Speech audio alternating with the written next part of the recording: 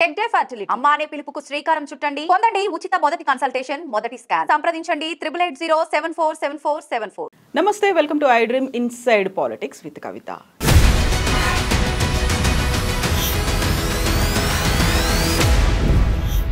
తీన్మార్ మల్లన్నను Congress party suspend చేసింది. ఆ సస్పెన్షన్ని వేడుకలా సెలబ్రేట్ చేసుకుంటున్నారు తీన్మార్ మల్లన్న.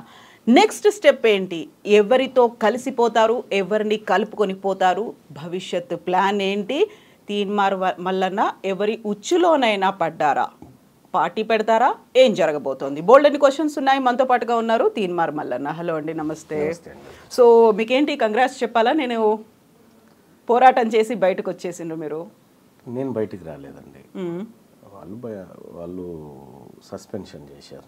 కాకపోతే అలాంటి పరిస్థితిని క్రియేట్ చేసింది మీరే కదా. అంటే ఎట్లా అండి, నాకు అర్థం కాలేదు.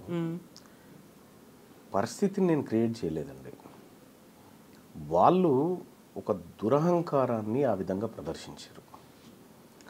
ఇక్కడ తీన్మార్ మల్లన్న విషయానికి వస్తే ఒకలా, మిగతా వాళ్ళ విషయానికి వస్తే మరోలా ఉండదు కదండి.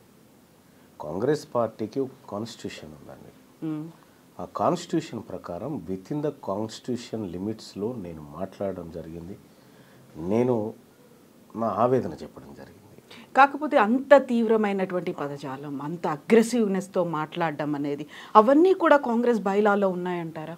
అంటే ఒక విషయం ఏంటంటే, కాంగ్రెస్ పార్టీ బైలాలో ప్రభుత్వ నిర్ణయాన్ని వ్యతిరేకించకూడదు అని ఎక్కడ లేదు. ఫస్ట్ ఆఫ్ ఆల్ మా నాయకుడు రాహుల్ గాంధీ గారు కాంగ్రెస్ పార్టీ తీసుకొచ్చినటువంటి ఆర్డినెన్స్ని 2011 సంవత్సరంలో మన్మోహన్ సింగ్ తీసుకొచ్చినటువంటి ఆర్డినెన్స్ను మీడియా వేదిక మీదుగా చింపి అవతల వారేసాడు. ప్రభుత్వ నిర్ణయాన్ని ఆయన.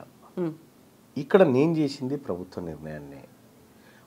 అంటే ఇక్కడ ఒక క్యాస్ట్ సెన్సస్ చేసి, క్యాస్ట్ సెన్సస్ని తప్పుల తడకగా నిర్లక్ష్యంగా చేసి దాన్ని అద్భుతమైన డాక్యుమెంట్గా చిత్రీకరించాలనుకున్నప్పుడు, చదువుకున్నోడిగా ఆ పేద వర్గాల నుంచి వచ్చినటువంటి బిడ్డగా జరిగిన తప్పొప్పులను తెర మీద చూపిస్తూ సరిదిద్దుకునే అవకాశం ఉందని చెప్పిన, కానీ ఇది అద్భుతమైన డాక్యుమెంట్ అని చెప్పి ప్రజల్ని మభ్యపెడుతున్నప్పుడు దాంట్లో వాస్తవాలు బయటపెట్టి చింపి అవతల బారేసినాం.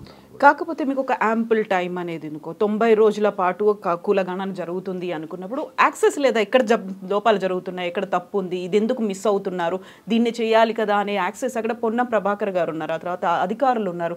వాళ్ళని ఎందుకు కలవలేకపోయారు ముందే? అంటే నేను కలిశానా లేదా అనేది మీకు తెలియదు కదా. నేను ఏకంగా ముఖ్యమంత్రి గారిని కలిసినాను.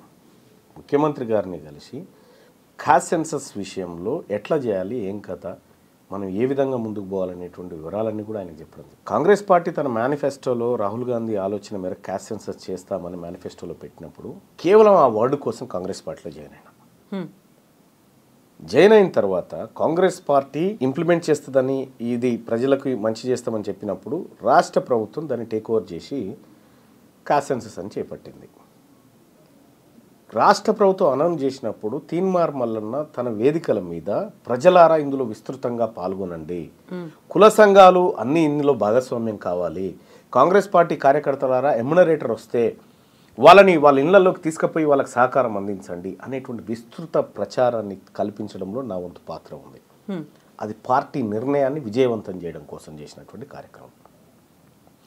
వన్స్ ఫిబ్రవరి 2 తారీఖు రోజు ఈ క్యాస్ట్ సెన్సస్ సంబంధించినటువంటి వివరాలను రాష్ట్ర ప్రభుత్వం బయటపెట్టింది. బయటపెట్టినటువంటి పరిస్థితుల్లో ఇందులో ఉన్నటువంటి ఎప్పుడైతే డాటా బయటకు వస్తుందో అప్పుడే దాంట్లో ఉన్నటువంటి సత్యాలు అసత్యాలన్నీ బయటకు వస్తాయి.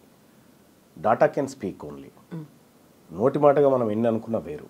కానీ అప్పటి వరకు క్యాస్ట్ సెన్సస్ని పకడ్బందీగా చేయాలని పదే పదే ప్రజల్ని రిక్వెస్ట్ చేసినటువంటి తీన్మార్ మల్లన్న డాటా వచ్చిన తర్వాత అందులో జరిగినటువంటి లోపాలను ఎత్తి చూపారు. మనం ఒక విషయాన్ని గమనిస్తే 2011లో యూపీఏ గవర్నమెంట్ చేపట్టినటువంటి సెన్సెస్లో తెలంగాణ ప్రాంతంలో ఉన్నటువంటి ముస్లింల జనాభా 44 లక్షల మంది అని చూపించింది. 2025లో ఇదే కాంగ్రెస్ పార్టీ నిర్ణయం మేరకు రాష్ట్ర ప్రభుత్వం చేపట్టిన క్యాస్ట్ సెన్సెస్లో సేమ్ ముస్లింల జనాభా 44 లక్షలు, ఇంకా మీదికెళ్ళి ఒక 5,000 తగ్గిపోయాయి. ఇక్కడ కేసీఆర్ సర్వే అని కూడా కాదు, ఆ రోజు మనం చేసిన సర్వే, ఈరోజు మనం చేసిన సర్వే ఈ లోపాన్ని ఎత్తి చూపించడం జరిగింది.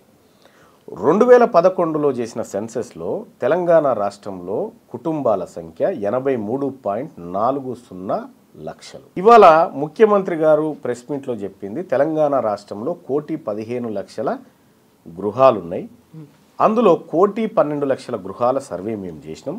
ఇంకొక 3 లక్షల గృహాల సర్వే జరగాల్సింది.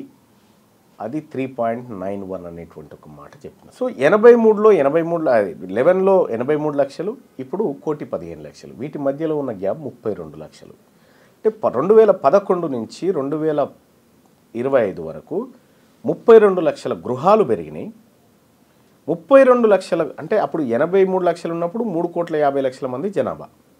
ఇప్పుడు అదనంగా 32 లక్షల గృహాలు యాడ్ అయిన తర్వాత ఒక్క గృహం నుంచి ఒక్కరినే తీసుకు ఈ 3,50,00,000కు ఈ 32 లక్షలు యాడ్ అయితే కనీసం 3,82,00,000 జనాభానన్నా ఉండాలి మన లెక్కల ప్రకారం.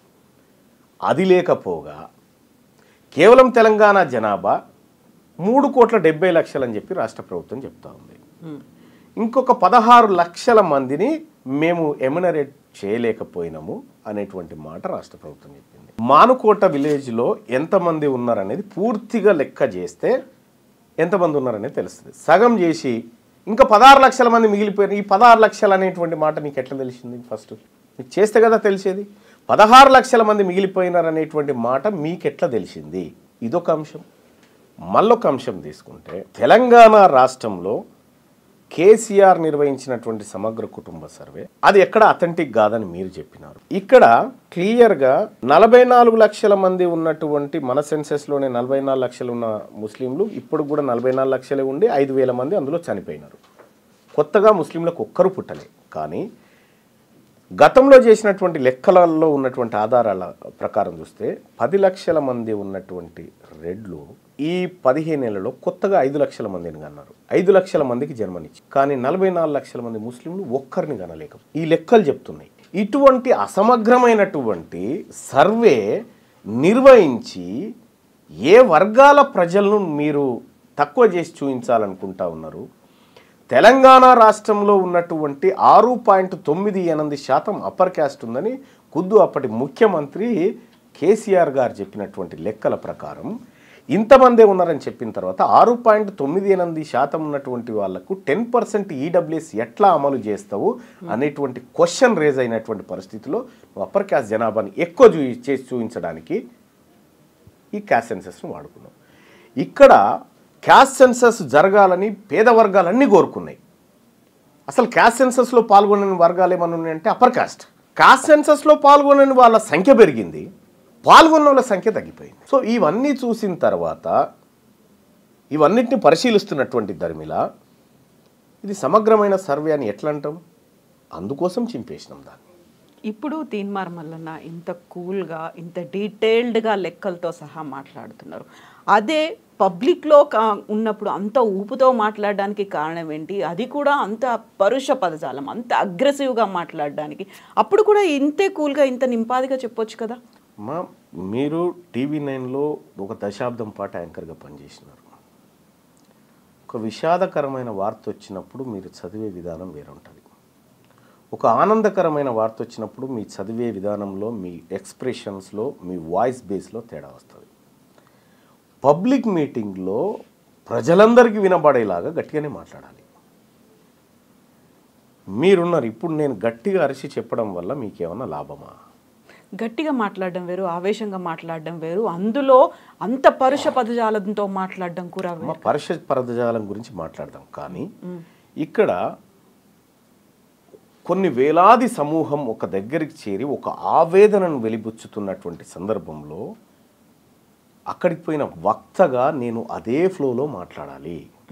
అక్కడికి పోయి నేను నిదానంగా సావధానంగా మాట్లాడితే ఎక్కాల్సిన ప్రజలకు ఎక్కదు. కాబట్టి నేను ఏ ఫ్లోలోనైతే మాట్లాడానో అదే ఫ్లోలో మాట్లాడతా. ఏ వేదిక ఎక్కాల్సిన ప్రజలు ఎవరు? ఎవరికి ఎక్కాలనుకున్నారు?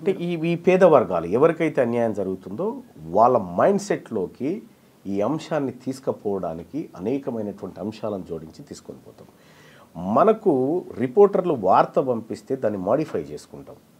దాని ఏది ప్రేక్షకుడికి అనుగుణంగా ప్రేక్షకుడికి మైండ్లోకి చొరబడే అనుగుణంగా ఎట్లయితే ఎక్కించుకుంటామో సేమ్ వేదికల మీద కూడా నాయకత్వం అదే చేస్తుంది. కాకపోతే ఎక్కాల్సింది వాళ్ళకి అనుకున్నప్పుడు ఇంకొకరి మీద మీరు ఎక్కడం అనేది ఉంది కదా అక్కడ. సరే, ఇప్పుడు ఆ పరుషం అనేటువంటి పదం స్టార్ట్ చేయండి. ఎక్కడ, ఏమిటి, ఎలా, ఎందుకంత, ఏది, అది ఏ అంశం గురించి సో యూజువల్గా కమ్యూనిటీల గురించి మాట్లాడడం కావచ్చు, లేకుంటే ఎవరు ఏం తాగాలి, ఎవరు ఏం తింటున్నారు, వీటన్నిటి గురించి మాట్లాడడానికి కూడా మీరు చెప్పినటువంటి ఈ లెక్కలు చెప్పి దానికి సంబంధించినటువంటి పోరాటమే గతం నుంచి జరుగుతుంది, కొన్ని దశాబ్దాలుగా జరుగుతుంది. అందరినీ ఏకం చేసుకొని ముందుకు కలిసి వెళ్ళాలి అనుకున్నప్పుడు కేవలం మీరు అనుకున్నట్టుగా ఒక పోరాటం కొద్ది మందితో చెయ్యాలి అనుకుంటున్నారా, అందరినీ కలుపుకొని చెయ్యాలి అనుకుంటున్నారా? అక్కడే డిఫరెన్స్ అనేది కనిపిస్తుంది కదా. మీరు వాళ్ళని కొంతమందిని ఎలిమినేట్ చేసినట్టు అనిపించింది కదా అక్కడ. ఇక్కడ ఇప్పుడు తెలంగాణ అసెంబ్లీలో 43 మంది రెడ్లు ఎమ్మెల్యేలు ఉన్నారమ్మా. ఓ 13 మంది వెలమ సామాజిక వర్గానికి సంబంధించినటువంటి వాళ్ళు ఉన్నారు. నిజంగా వాళ్ళు మా అందరినీ కలుపుకపోయిన ఉంటే వాళ్ళు అంతమంది ఉండొద్దు కదా. మమ్మల్ని పక్కకు పెట్టి వాళ్ళు పాలిటిక్స్ చేస్తున్నారు కదా. మరి అటువంటప్పుడు మేము కూడా వాళ్ళని పక్కకు పెట్టే పాలిటిక్స్ చేయాలి కదా. కాకపోతే పవర్ఫుల్గా వాళ్ళు కనిపిస్తున్నారు అనేది ఇందులోనూ బీసీలకి సంబంధించి కూడా ఇప్పుడు ఆర్ కృష్ణయ్య గారు పోరాటం ఎప్పటి నుంచో ఆల్మోస్ట్ ఒక 3 దశాబ్దాలుగా చేస్తూ వస్తున్నారు. ఆయన ఎంతమందిని చట్టసభలకు పంపించగలిగారు, చేసినటువంటి పోరాటం ఎంత మేరకు ఫలించింది అనేది కూడా కనిపిస్తుంది. ఆర్ కృష్ణయ్య గారు 30 సంవత్సరాలుగా చేసిన పోరాటం ఆయన స్థాయిలో ఆయన చేసుకుంటూ వచ్చాడు. మెజారిటీగా ఆయన పదే చెప్పిండు, నేను విద్యారంగం పైన ఫోకస్ పెట్టాను, నేను స్కాలర్షిప్ల కోసం, రియంబర్స్మెంట్ల కోసం, వీటి కోసం పోరాటం చేశాను, రాజకీయ పరమైనటువంటి పోరాటం చాలా తక్కువగా చేశాననేటువంటి మాట ఆయన చాలా వేదికల మీద చెప్పాడు. అది ఆ విధంగానే నెగ్లిజెన్స్ కూడా గురైంది కదా. అయితే విషయం ఏంటంటే ఆ విధంగా నెగ్లిజెన్స్ గురైంది కాబట్టే ఇవాళ ఆర్ కృష్ణయ్య గారు కానీ, నేను కానీ, శ్రీనివాస్ గారు కానీ, ఇంకా బీసీ నాయకత్వం అంతా కూడా ఒకే వేదిక మీదకి వచ్చి పని చేస్తున్నటువంటి క్రమంలో వీళ్ళంతా ఒక్కటి కాకూడదు కదా అనేటువంటి ఒక దుశ్చర్యకు, ఒక దుస్సాహసానికి ఈరోజు కూడా మీరంతా మా కిందే ఉండాలనేటువంటి ఒక సంకల్పంతో మాట్లాడుతున్న సమయంలో మేము మిమ్మల్ని ఎట్లా కలుపుకొని పని చేస్తాం? మేము ఎవరు మాట్లాడారు? చాలామంది. ఒకే ఒక కమ్యూనిటీ మాత్రమే మాట్లాడిందా? ఇప్పుడు తెలంగాణ రాష్ట్రంలో ఉన్నటువంటి ఈ బీద వర్గాలకి నిజంగా 70 సంవత్సరాల నుంచి ఇంకా మాకు కొత్త రేషన్ కార్డులు ఇస్తాం, మీకు ఇంకా రేషన్ సరుకులు అందిస్తాము, మీకు ఇంకా ఇండ్లు కట్టిస్తాము, ఇంకెన్ని రోజులు చెప్తారండి మాకు? ఇంకా అంటే మన దేశాన్ని కూడా అభివృద్ధి చెందుతున్న దేశం అనే అంటున్నారు కదా, ఇంకా డెవలప్ అయింది అని చెప్పుకోలేకపోయాం కదా. నేను ఏమంటున్నా, ఇంకా డెవలప్ కారణం ఏందండి? ఈ వర్గాల పాత్రనే లేదు కదా ఈ దేశంలో రాజకీయ నిర్ణయాల్లో ఈ వర్గాల పాత్రనే లేకుండా చేశారు కదా. మాది మేము చేసుకుంటామని చెప్తా ఉన్నాం, తప్పేముంది? మాది మేము చేసుకుంటే మీకేమైనా ఇబ్బందా అని నేను ఆ వర్గాలను అడుగుతా ఉన్నా. సేమ్ మళ్ళీ ఇక్కడ కూడా అడగడం అనేది ఎలా అడుగుతారు? మాకంటూ ఒక ఫెయిర్ షేర్ కావాలి, మాకు సమాన వాటా ఉండాలి, హక్కులు ఉన్నాయి, మేము అధికారంలోకి రావాలి అనుకున్నప్పుడు వారిని అనగదొక్కండి, లేకుంటే వారిని ఇంకేదో చేసేయండి, మనం అధికారంలోకి వద్దాము, యుద్ధం చేద్దాము అనే ఒక మాట ఉంది చూడండి. పోరాటం చేయడం వేరు, యుద్ధం చేయడం వేరు కదా. అంటే యుద్ధము మీరు తెలంగాణ రాష్ట్రంలో మీరు రాసి పెట్టుకోండి. ఇప్పుడు చెప్తా ఉన్నా, అధికారం అనేది బీసీల వైపుకు ట్రాన్స్ఫర్ కావడంలో కూడా కాదు, రక్తపాతంతోనే ట్రాన్స్ఫర్ అవుతుంది భవిష్యత్తులో. అంత ఈజీగా వదిలిపెట్టరు వాళ్ళు. ఇవాళ తీన్మార్ మల్లన్న కేవలం బీసీ వర్గాల గురించే మాట్లాడుతూ ఉన్నాడు. ఎస్, మాతో కలిసి వచ్చే వర్గాలు ఉన్నాయి చాలా. నేను అనేక సార్లు చెప్పిన, ఈ తెలంగాణ రాష్ట్రంలో ఆర్యవైశ్యుల జనాభా కంటే వెలమల జనాభా చాలా తక్కువ. కానీ వాళ్ళ ఇండ్ల నుంచి ఎంతమంది మంత్రులు, ముఖ్యమంత్రులు కాగలుగుతూ ఉన్నారు? వీళ్ళ దగ్గర నుంచి ఎందుకు కాలేకపోతా ఉన్నారు? ఈ రాష్ట్రంలో ఉన్నటువంటి బ్రాహ్మణ జనాభా కంటే వెలమల జనాభా తక్కువ. వాళ్ళకు రావాల్సిన షేర్ ఎందుకు దక్కుతలేదు? ఇప్పుడు ఈ లెక్కలు ఇవన్నీ కూడా పర్ఫెక్ట్గా మీరు చెప్పగలుగుతున్నారు, ఇవన్నీ ఉన్నాయి. కాకుంటే మనకు తెలంగాణ ఉద్యమం కావచ్చు, దేశానికి స్వాతంత్ర పోరాటం కావచ్చు, శాంతియుతంగా జరిగింది, ఎక్కడ హింసాత్మకం లేదు, అహింసాయుతంగానే జరిగింది అనుకున్నప్పుడు తెలంగాణ ఉద్యమంలో ఆత్మహత్యలు, ఆత్మాహుతులు ఇలాంటివే వద్దన్న తర్వాత మీరు ఇప్పుడు అన్నమాట రక్తపాతం జరుగుతుంది. ఎందుకని, ఎవరు చేస్తారు? వాళ్ళే సృష్టిస్తారు. ఇది మా వర్గాల నుంచి వచ్చేది కాదు. నిజంగా ఈ తెలంగాణ రాష్ట్రంలో ఈ బీసీ, ఎస్సీ, ఎస్టీ వర్గాలు ఎప్పుడు హింసను కోరుకోరు. ప్రతి పోరాటంలో బలయ్యేది ఈ వర్గాలే. ప్రతి పోరాటంలో సిపాయిల తిరుగుబాటు దగ్గర నుంచి నిన్న మొన్న జరిగినటువంటి తెలంగాణ ఉద్యమం దాకా బలైందంతా వీళ్ళే. మొత్తం ఎంటైర్ తెలంగాణ ఉద్యమంలో కేసీఆర్ కుటుంబం ఇంట్లోంచి ఒక రక్తం సుక్క రాలేం కింద పడలే. మాంసం ముద్దలైపోయిందంతా వీళ్ళు పేదవాళ్ళు. అంటే నేనేం చెప్తా ఉన్నానంటే, వాళ్ళు అధికారం కోసం ఈ రక్తాన్ని వాడతారు, అధికారాన్ని ట్రాన్స్ఫర్ చేయాలన్నా ఇదే రక్తాన్ని వాడుతూ ఉంటారు అన్నట్టు. మేము క్లియర్గా చెప్తా ఉన్నాము, ఇది ఎవరు ఆత్మ బలిదానాలు ఇంకొకటి చేసుకునే ఉద్యమం కాదు.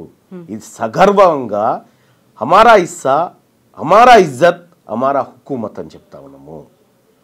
న్యాయబద్ధంగా రావాల్సిన వాటా మీ వాటా మీరు తీసుకోండి, మా వాటా మాకు కావాలి. సో ఒక డిమాండ్, ఒక సరైనటువంటి డిమాండ్, న్యాయమైనటువంటి డిమాండ్, ఈ డిమాండ్ని యాక్సెప్ట్ చేయలేకపోతున్నాయా మీరన్నటువంటి ఆ పవర్ఫుల్గా కనిపిస్తున్నటువంటి కులాలు? నిజంగా రక్తపాతం అనేది వాళ్ళు చెయ్యాలి అనుకుంటే అంత ఈజీగా అవుతుందా? ఎర్ర సత్యం మహబూబ్ నగర్ ఎమ్మెల్యేగా పనిచేసినటువంటి ఎర్ర సత్యం ఒక బీసీ సామాజిక వర్గం నుంచి ఎదిగిన నేత.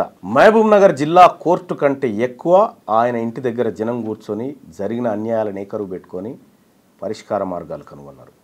ఎర్ర సత్యం మహబూబ్ నగర్ పోతుందంటే ఒక్కరు కూడా అప్పర్ క్యాస్ట్లో కనీసం ఎదురుగా నిలబడడానికి సాహసం చేయలే. అటువంటి వ్యక్తిని చంపింది ఎవరండి?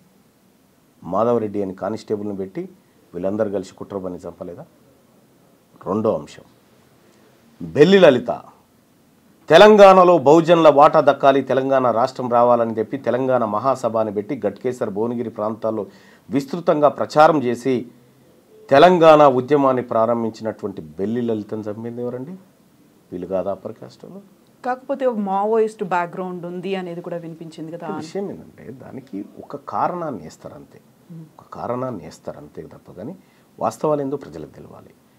సాంబశివుడు ఉన్నాడు, భువనగిరి నుంచి ఎమ్మెల్యేగా కంటెస్ట్ చేయబోతున్నాడు అనేటువంటి ఒక కుట్రబన్నే కదా ఆయన హత్య చేసింది. వెనకాల నయీం ఉన్నాడు అని వినిపిస్తుంది కదా. వాళ్ళ వెనకాల నయీం అనేది కదా. నయీం అనేటువంటి వ్యక్తి ఒక రెడ్డి కోసం నయీం అయిండు, ఇంకో రెడ్డి కోసం కథమైండు.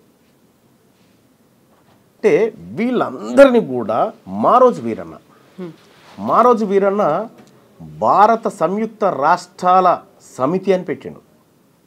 అమెరికా ఎట్లయితే సంయుక్త రాష్ట్రాలు ఉన్నాయో, రష్యా ఎట్లయితే సంయుక్త రాష్ట్రాలు ఉన్నాయో, భారతదేశాన్ని కూడా సంయుక్త రాష్ట్రాల సమితి అని పెట్టిండు. బీసీలందరినీ కులం అనేటువంటి కత్తికి రెండో వైపున ఉన్నటువంటి అంచుతోని కుల ఉద్యమాలను నిర్మించుకుంటూ వచ్చాడు. ఆయనను పట్టబగలు ఎత్తుకపోయి చంపింది ఎవరండి? ఇట్లా కొన్ని వందలు చెప్పగలుగుతాం. అంటే ఎక్కడైతే అధికారము ఆ వర్గాల నుంచి కావాలని డిమాండ్లు వేస్తుందో దాన్ని రక్తపాతంతోనే అణచివేసారు వర్గాలు ఇన్ని రోజులు. వాటన్నిటి వెనకాల మీరు చెప్పిందంతా వ్యక్తులు ఉన్నారా, ప్రభుత్వాలు ఉన్నాయా, పార్టీలు ఉన్నాయా, మీరు చెప్పినట్టుగా అగ్రకులాలు ఉన్నాయా? అగ్రకులాలే ఉన్నాయి. ఏం చేస్తున్నాయి ప్రభుత్వాలు, పోలీసులు? ఆ టైం ప్రభుత్వం ఎవరి చేతిలో ఉంది? ప్రభుత్వాలు మా చేతిలో ఉంటే దాని తమాషా వేరే ఉండేది. ప్రభుత్వాలు మా చేతిలో ఏం లేవే. మేము కేవలం ఓటర్లుగా ఉన్నాం కాబట్టి మేము నిస్సహాయులం. మంత్రివర్గంలో ఉన్నారు, ప్రజాప్రతినిధులుగా ఉన్నారు, వాళ్ళకి వాయిస్ లేదా అందులో? లేదు. అంటే చాలామందికి నాకు ఒక్కరికి దక్కితే చాలు మంత్రి పదవి, వీళ్ళు ఉంటేది పోతేంది నాకేంది అనేటువంటి మనస్తత్వం ఉన్నటువంటి వాళ్ళకు మాత్రమే మంత్రి పదవులు ఇవ్వగలుగుతారు. వాళ్ళు పోరాటాలు చేయలేదా? నేనేమంటున్నాను, కొండా లక్ష్మణ్ బాపూజీ గారు ఉన్నారు, ఆయన కూడా మంత్రి పదవి ఇచ్చారు. కానీ మంత్రి పదవిని ఇసిరి అవతల కొట్టి ఈ తెలంగాణ రాష్ట్రం ఏర్పడాలి, ఈ తెలంగాణ రాష్ట్రంలో బీసీల బతుకులు మారాలని కొట్లాడి మంత్రి పదవిని అవతలకి ఇసిరిగొట్టినటువంటి కొండా లక్ష్మణ్ బాపూజీ లాంటి వాళ్ళకి ఇచ్చే దమ్ముందా? బానిసలుగా పడుండేటువంటి వాళ్ళకు మాత్రమే మంత్రి పదవులు ఇచ్చి వాళ్ళ ద్వారా పబ్బం గడుపుకుంటాయి అగ్రవర్ణ ప్రభుత్వాలు. ఇప్పుడున్నటువంటి కాంగ్రెస్ ప్రభుత్వంలో ఉన్నటువంటి బీసీ మంత్రులు కూడా అదే పరిస్థితిలో ఉన్నారా? అదే పరిస్థితిలో ఉన్నారా లేదా అనేది ఇంకొక ఏడాదిలో తేలుతుంది. కులగణన 42% ఇంప్లిమెంట్ ఇంప్లిమెంటేషన్ విషయంలో వాళ్ళు ఎలాంటి స్టెప్స్ తీసుకుంటారనేది అప్పుడు తెలుస్తుంది వాళ్ళకి. చిత్తశుద్ధి లేదా? చిత్తశుద్ధి ఉండాలని చెప్తా ఉన్నాం. అంటే మీకు కనిపించట్లేదా? కనీసం ఆ అటెంప్ట్ చేశారు, ఇనిషియేషన్ ఉంది. నేనేమంటున్నా, ఇట్లా ప్రభుత్వాల దగ్గర సాగిలపడినటువంటి సందర్భంలో వాళ్ళు మళ్ళీ ప్రజాక్షేత్రంలోకి పోయినప్పుడు వాళ్ళు ఎవరు కూడా గెలవలేదు. అంటే అల్టిమేట్గా ప్రజలు నిన్ను నమ్మాలి, నీ వైపు ఉన్నప్పుడు మాత్రమే నువ్వు ఏ హోదాలో ఉన్నా. నిజంగా ప్రజలు నీ వైపు ఉంటే నీకు మంత్రి పదవి ఉండదు ఫస్ట్. అదేం లాజిక్? అంతే కదా, నువ్వు వాళ్ళ వైపు ఉండాలి. మీ వాయిస్ని అక్కడ ప్రభుత్వంలో వినిపిస్తున్నారు అనేది లేదా? అక్కడ కాదా, జరగట్లేదా? ఎవరు నా వాయిస్నా? మీ అంటే అందరి వాయిస్ని ఇప్పుడు ఎవరి కోసమైతే పోరాడుతున్నారో ప్రతినిధులుగా. ఒకటి ఏంటంటే, మంత్రి పదవి అనేది ముఖ్యమంత్రి విశ్వాసం ఉన్నన్ని రోజులు మాత్రమే ఉండగలిగినటువంటి పదవి. ముఖ్యమంత్రికి విశ్వాసంగా ఉండాలంటే బీసీల మాట మాట్లాడితే విశ్వాసంగా ఉంటాడా? పార్టీ తీసుకున్న లైనే అది. పార్టీ తీసుకున్నటువంటి లైన్ నువ్వు ఆల్రెడీ చెడగొట్టి పెట్టినావు. ఇక్కడ తెలీదా అధిష్టానానికి? తెలిసింది కాబట్టి రీసర్వేకి ఆదేశించింది, తెలిసింది కాబట్టి దాని మీద ఒక కమిటీ వేసింది. మీరన్న అవకతవకలు ఇవన్నీ సెట్ అయిపోతాయంటారా దాంతో? రీసర్వే కావచ్చు, కమిటీ కావచ్చు, వీటన్నిటితో కావు. ఏం జరగాలి? బీసీల ప్రభుత్వం రావాలి. బీసీల ప్రభుత్వం నెక్స్ట్ కాబోయే సీఎం బీసీఏ బరాబర్ అవుతాడనేది టీపీసీసీ చీఫ్ చెప్తున్నారు. బరాబర్ అవుతాడు, అది కాంగ్రెస్ పార్టీయే చేస్తుంది అనేది. హ్యాపీ. ఇప్పుడున్న రేవంత్ రెడ్డి గారిని ఇక చాలయా, నీ పర్ఫార్మెన్స్ బాగాలేదు, ప్రజల్లో వ్యతిరేకత వచ్చింది, మేము బీసీ ముఖ్యమంత్రిని పెడతామంటే ఇంకా హ్యాపీ కదా. కాకుండా మళ్ళీ ఇంకో కండిషన్, ఈ 5 ఏళ్ల పాటు రేవంత్ రెడ్డి సీఎం ఉంటాడు, నెక్స్ట్ బీసీఏ అవుతాడు, అది కాంగ్రెస్ పార్టీయే చేస్తుంది అనే మాట. అంటే ఇప్పుడు ఒక యుద్ధానికి పోయేటప్పుడు నువ్వు ఓడిపోతాను, ఎవరైనా యుద్ధానికి పోతారా? గెలుస్తామనే పోతాం. సహజంగా పార్టీలు ప్రతిసారి మేము ఎన్నికల్లో గెలవబోతున్నామనే చెప్తాయి, కానీ గెలవరు. అన్ని పార్టీలు గెలవు, ఎవరో ఒకరే గెలుస్తారు. ఇక్కడ వాదానికి పార్టీలకు మధ్య జరుగుతున్నటువంటి యుద్ధం ఇది. ఇటీవల కాలంలో జరిగినటువంటి ఎమ్మెల్సీ ఎన్నికలు కానీ, ఇటీవల కాలంలో జరుగుతున్నటువంటి పరిణామాల నేపథ్యంలో ఇవాళ 5 స్థానాలను కాంగ్రెస్ పార్టీ, 4 స్థానాలు 1 బీఆర్ఎస్ పార్టీ భర్తీ చేసుకుంటే 3 బీసీలకు ఇవ్వాల్సిన అనివార్యత ఏర్పడ్డది, 1 ఎస్సీ ఎస్టీలకు ఇవ్వాల్సినటువంటి అనివార్యత ఏర్పడ్డది. ఇక్కడ ఎమ్మెల్సీ ఎన్నికల్లో బీసీలకు టికెట్ ఇవ్వాలని చెప్పి మేమందరం కూడా కాంగ్రెస్ పార్టీ చెప్తే మేము బీసీలకు ఇవ్వాము, ఓసీలకు ఇస్తామంటే బీసీలంతా ఓడగొట్టి ఇంటికి పంపించారు. సో ఇవాళ ప్రభుత్వం రాష్ట్రంలో మారుతున్న పరిణామాలకు అనుగుణంగా ప్రభుత్వం పార్టీల విధానాలు కూడా మారుతూ ఉన్నాయి. అనివార్యమనే పరిస్థితి. అనివార్యంగానే లేకపోతే ఇప్పుడు ఈ బీసీ వాదము, ఈ ఉద్యమాలు ఇవన్నీ లేకపోతే వీళ్ళకి ఎందుకు ఇస్తారండి? అవి తీసుకుపోవడానికి వేరే వాళ్ళు ఉంటుండే. కానీ ఇలా తప్పనిసరి పరిస్థితుల్లో ఈ వర్గాలకు ఇవ్వాల్సినటువంటి అనివార్యతను ఈ రాష్ట్రంలో క్రియేట్ చేయగలిగినాం. అంటే సాటిస్ఫాక్షన్ ఎక్కడికి లేదు. ఇప్పుడు మండల్లో 40 మంది ఎమ్మెల్సీలు ఉన్నారు. 40 మందిలో 29 మంది అప్పర్ కాస్ట్, 29 మంది, ఒక 9 మంది ఏమో బీసీలు ఉన్నారు, ఒకరు ఎస్సీ ఒకరు ఎస్టీ ఉంది. ఇప్పుడు 29 మందిలోంచి ఒక 3 బీసీలు వచ్చినారు, 2 ఎస్సీ ఎస్టీ వచ్చినారు. అంటే కొంత కోటా భర్తీ అవుతా ఉంది. ఒక్క ఎమ్మెల్సీలే రెడ్లు 16 మంది ఉన్నారు. వాళ్ళు ఉండాలి, వాళ్ళకు వాస్తవానికి రావాల్సింది ఒకటే ఎమ్మెల్సీ రావాలి, వాళ్ళు 16 ఉన్నాయి. ఇక్కడ ఇంకొక లాజిక్ ఏంటంటే, మీరు చెప్పినట్టుగా రిజర్వేషన్ల కోసం పోరాటం జరిగింది, లేకుంటే ఉద్యోగ అవకాశాల కోసం పోరాటం జరిగింది. రాజకీయంగా నేను ఎమ్మెల్యే అవ్వాలి, నేను ఎంపీ అవ్వాలి, ఎమ్మెల్సీ అవ్వాలి అనేటువంటి ఆ ఉత్సాహం అనేది ఇన్నర్గా మనకు కూడా రావాల్సినటువంటి అవసరం ఉంది. అలాంటి నాయకులని డెవలప్ చేసుకోగలిగాయా కుల సంఘాలు, జరిగినటువంటి పోరాటాలు? అది కదా మిస్ అయింది ఇంతకాలం. మంచి క్వశ్చన్ అండి. దాదాపుగా ఇది ఎవరైనా అడుగుతారేమో అని చూస్తూ ఉన్నా, కానీ బీసీలలో నాయకత్వ లోపం ఉంది అనే మాట తప్పు. వాళ్ళకు అవకాశాలు అంటే ఎలక్షన్ అంటే బీఫామ్ అనుకుంటారు ప్రజలు. బీఫామ్ కాదు ఎలక్షన్ అంటే, బీఫామ్ కాదు ఎలక్షన్ అంటే ఎక్కువ మంది ప్రజల అభిప్రాయాన్ని నీ వైపు తిప్పుకోవడం. అయితే బీఫామ్లు ఉంటేనే ఎలక్షన్లో పాల్గొనాలనేటువంటి ఒక భ్రమను ఈ ప్రజల్లో కల్పించినాయి కాబట్టి రాజకీయ పార్టీలు ఆ బీఫామ్లు ఇచ్చేది వాళ్ళే, తీసుకునేది వాళ్ళే కాబట్టి మనకు రావు అనేటువంటి భావనలో ఈ నాయకత్వాలు ఇవి కూడా బయటికి రాలే. ఇవాళ ప్రసన్న హరికృష్ణ ఇక్కడ కరీంనగర్ నుంచి పోటీ చేసినాడు. ఈ పార్టీలు బీఫామ్ ఇయ్యలే, కానీ 60,000 ఓట్లు సంపాదించగలిగినాడు. నేను ఇండిపెండెంట్ క్యాండిడేట్గా వరంగల్, నల్గొండ, ఖమ్మం పట్టభద్రుల ఎమ్మెల్సీ ఎన్నికల్లో పోటీ చేసినప్పుడు బీఫామ్లు తీసుకున్న వాళ్ళ పేర్లు ఫస్ట్ వరుసలో ఉంటాయి, పైన 1, 2, 3 అట్లా సీరియల్లో వస్తుంది. 73 మంది పోటీ చేస్తే నాది 39వ సీరియల్ నెంబర్. ఇంత పెద్దగా ఉంటుంది బ్యాలెట్ పేపర్. వెతుక్కోవాలి, అందులో వెతుక్కొని వచ్చి మరీ 1,00,000 ఓట్లు వేసిపోయినారు నాకు జనం. అంటే నేను ప్రజా అభిప్రాయాన్ని గెలుచుకోగలుగుతా ఉన్నా, బీఫామ్లను కాదు. అంటే అన్నిసార్లు బీఫామ్లు పనిచేయి, ప్రజలు మేల్కున్నారంటే బీఫామ్ల పని అయిపోతుంది.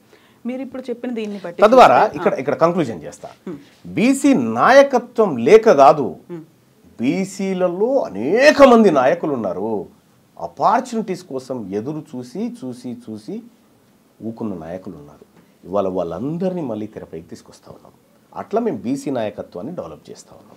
ఆపర్చునిటీస్ దొరకలేదు, ఇండిపెండెంట్గా పోటీ చేయొచ్చు కదా, వాళ్ళంతట వాళ్ళకి అవేర్నెస్ ఉంది అంటే మీరు చెప్పినట్టుగా బీఫామ్ కాదు గెలుపొందడం అనుకున్నప్పుడు బీఫామ్ పార్టీలో ఇవ్వాలని ఏముంది, మీరు కంటెస్ట్ చేశారు. ఇప్పుడు మీరు చెప్పినటువంటి ఎగ్జాంపుల్ గతంకి ఇప్పటికీ ఒక తేడా చూడండి.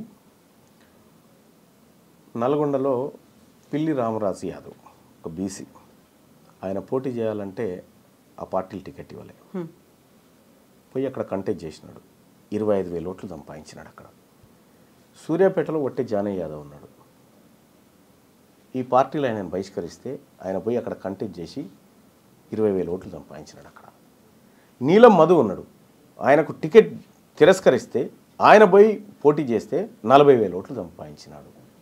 వీళ్ళంతా ఎవరు కంటెస్ట్ చేస్తున్న వాళ్ళే కదా. ఇట్లా కొన్ని వందల మంది ఉన్నారు. అయితే ఇక్కడ ఇంకొకటి ఏంటంటే ఇండిపెండెంట్ క్యాండిడేట్లని పార్టీలే కావాలని అక్కడ పెడతాయి అనేది, ఓట్లు చీలడానికో వ్యతిరేక ఓట్లు మా వైపు రావడానికనో ఆ కాన్సెప్ట్ అనే దాంతోనే ఇలాంటి క్యాండిడేట్లు ఉన్నారు. అది తప్పు, అది తప్పు. అది ఒకప్పుడు కానీ ఇప్పుడు కాదు. అది ఇవాళ ప్రాణాలు పోయినా పర్వాలేదని కొట్లాడుతున్న బీసీ బిడ్డలు పోటీ చేసినటువంటి స్థానాలు ఇవన్నీ. సో అంత పార్టీలను, ఇతర పార్టీలను గెలిపించడానికి బీసీలు ఏమన్నా పావులా? అంత బుర్ర లేకుండా ఉన్నారా? ఎవరు కుట్టిరిందో పసిగట్టలేనంత తెలివి తక్కువగా ఉన్నారా? గతంలో జరిగినటువంటి ఎన్నికల యుద్ధాలు వేరు, ఇప్పుడు జరుగుతున్న ఎన్నికల యుద్ధాలు వేరు. ఇప్పుడు ఒరిజినల్గా రాజ్యంలో పార్టిసిపేట్ చేయడం కోసం జరుగుతున్నటువంటి యుద్ధంలో బీసీలు భాగస్వాములై కొట్లాడుతూ ఉన్నారు. ఇప్పుడు ఇదే లాజిక్ని బట్టి చూసుకుంటే తీన్మార్ మల్లన్న కూడా 2023లో ఎమ్మెల్సీగా కాంగ్రెస్ పార్టీ తరఫున గెలిచే ముందు 3 సార్లు కంటెస్ట్ చేశారు ఇండిపెండెంట్ క్యాండిడేట్గా. సో అక్కడ ఇండిపెండెంట్ క్యాండిడేట్ అయ్యి ఎంత పోరాటం చేసినప్పటికీ, ఓట్లు సాధించుకోగలిగినప్పటికీ మీరు గెలవలేదు. కాంగ్రెస్ పార్టీకి వచ్చిన తర్వాత మాత్రమే, ఒక ఎమ్మెల్సీ అభ్యర్థిగా మీరు నిలబడ్డ తర్వాత మాత్రమే గెలవగలిగారు. సో ఈ లాజిక్ని ఎట్లా చూడాలి దీన్ని? నల్గొండ ఖమ్మం పట్టభద్రుల ఎమ్మెల్సీ ఎన్నికల్లో తీన్మార్ మల్లన్నను గెలిపియలే కాంగ్రెస్ పార్టీ బీఫామ్, మల్లన్ననే కాంగ్రెస్ పార్టీని గెలిపించింది. అక్కడ నేను ఇండిపెండెంట్గా పోటీ చేస్తే ఇంతకంటే రెట్టింపు ఓట్లు వచ్చేటి నాకు. మరి ఎందుకు కాంగ్రెస్ పార్టీ అప్పుడు? అంటే ఈ కాస్ట్ సెన్సస్ చేస్తా అని రాహుల్ గాంధీ గారు ఏదైతే మాట చెప్పారో, కాస్ట్ సెన్సస్ చేసి 42% రిజర్వేషన్ ఈ వర్గాలకు ఇస్తా అనేటువంటి రాహుల్ గాంధీ గారి ఆలోచన గెలవాలనుకున్నా, కాబట్టి ఆ పార్టీ కోసం వర్క్ చేసిన. రాహుల్ గాంధీని అప్రోచ్ అయ్యారా, కలిసారా? కులగణనకు సంబంధించి జరిగిన అవకతవకలు, తప్పుడు లెక్కలు ఇచ్చాము. ఏమన్నారు? అందుకే కదా మళ్ళీ సర్వేకి ఆదేశించింది. పర్సనల్గా మీకు వచ్చినటువంటి అష్యూరెన్స్ కావచ్చు, ఏం మాట్లాడారు అనేది. మీరు చెప్తున్నట్టుగా కాంగ్రెస్కి సంబంధించి బైలాస్ ఉన్నాయి. రాహుల్ గాంధీ ఏదైతే మాట చెప్పారో దాన్ని ఇక్కడ రేవంత్ సర్కార్ పట్టించుకోవట్లేదు, స్వయంగా సీఎం రేవంత్ రెడ్డే మాట తప్పారు అని మీరు అంటున్నప్పుడు తీసుకోవాల్సినటువంటి చర్యలు అనేవి ఉంటాయి. అది సరిపోతుందా రీసర్వే అనేది? మళ్ళీ మీకు నమ్మకం ఉందా?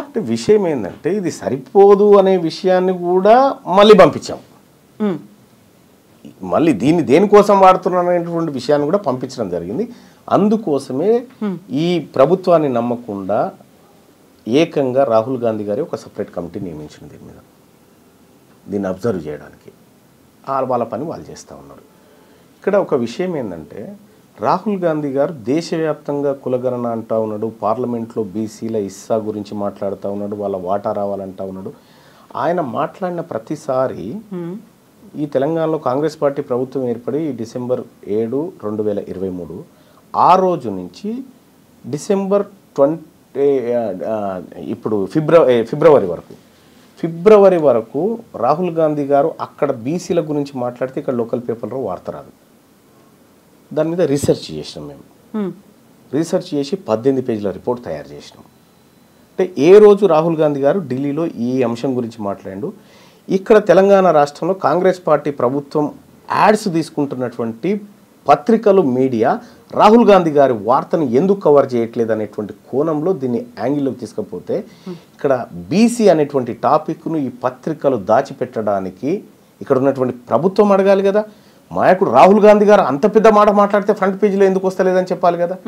అది చెప్పలేదు కాబట్టి మీ ఆలోచన ఇక్కడ ఇంప్లిమెంట్ చేయడానికి వీళ్ళకి ఇష్టం లేదు అనేటువంటి రిపోర్ట్ 18 పేజీల రిపోర్ట్ పంపించడం జరిగింది. ఎవరికి ఇష్టం లేదు? పత్రికలక? ప్రభుత్వానికి. ప్రభుత్వం ఒత్తిడి తెస్తోందా వాళ్ళ మీద? నేనేమంటున్నా, ఇప్పుడు ఒక పత్రికకు యాడ్స్ ఇచ్చినప్పుడు ప్రభుత్వం కొంత ఫేవర్ కోరుతుంది, మంచి చూపించమని లేకపోతే మా వార్తలు కవర్ చేయమని కోరుతుంది సహజంగా. ఇవ్వద్దు అనేది పత్రికల ఇష్టం. కానీ రాహుల్ గాంధీ గారు ఈ దేశంలో జరగాల్సిన భారీ మార్పు గురించి మాట్లాడినప్పుడు ఇక్కడి పత్రికలను ఆ వార్త కవర్ చేయించే విధంగా ప్రయత్నం చేయాల్సినది రాష్ట్ర ప్రభుత్వం. అది చేయడం లేదు. అంటే మీ ఆలోచన ఇంప్లిమెంట్ చేయడానికి వీళ్ళకి ఇష్టం లేదు కాబట్టి ఆ ప్రయత్నం చేయట్లేదు అనేటువంటి రిపోర్ట్ను విత్ ఆధారాలతో పంపించడం జరిగింది. సో స్వయంగా కావాలని సీఎం రేవంత్ రెడ్డి అక్కడ మేనేజ్ చేస్తున్నారు, లేకుంటే ఒత్తిడి తెస్తున్నారు, అది కవరేజ్ లేకుండా చూసే ప్రయత్నాలు జరుగుతున్నాయి అక్కడ అనుకుంటున్నా నేనైతే. సో ఇంత పెద్ద రిపోర్ట్, 18 పేజీల రిపోర్ట్ వెళ్ళిన తర్వాత వచ్చినటువంటి రియాక్షన్, రిప్లై ఏంటి మీకు స్వయంగా సర్వే గురించి? వాళ్ళు నిజంగా మా సర్వేని చూసి షాక్ అయిపోయినారు. అంటే ఎవ్రీడే మానిటర్ చేసినాం.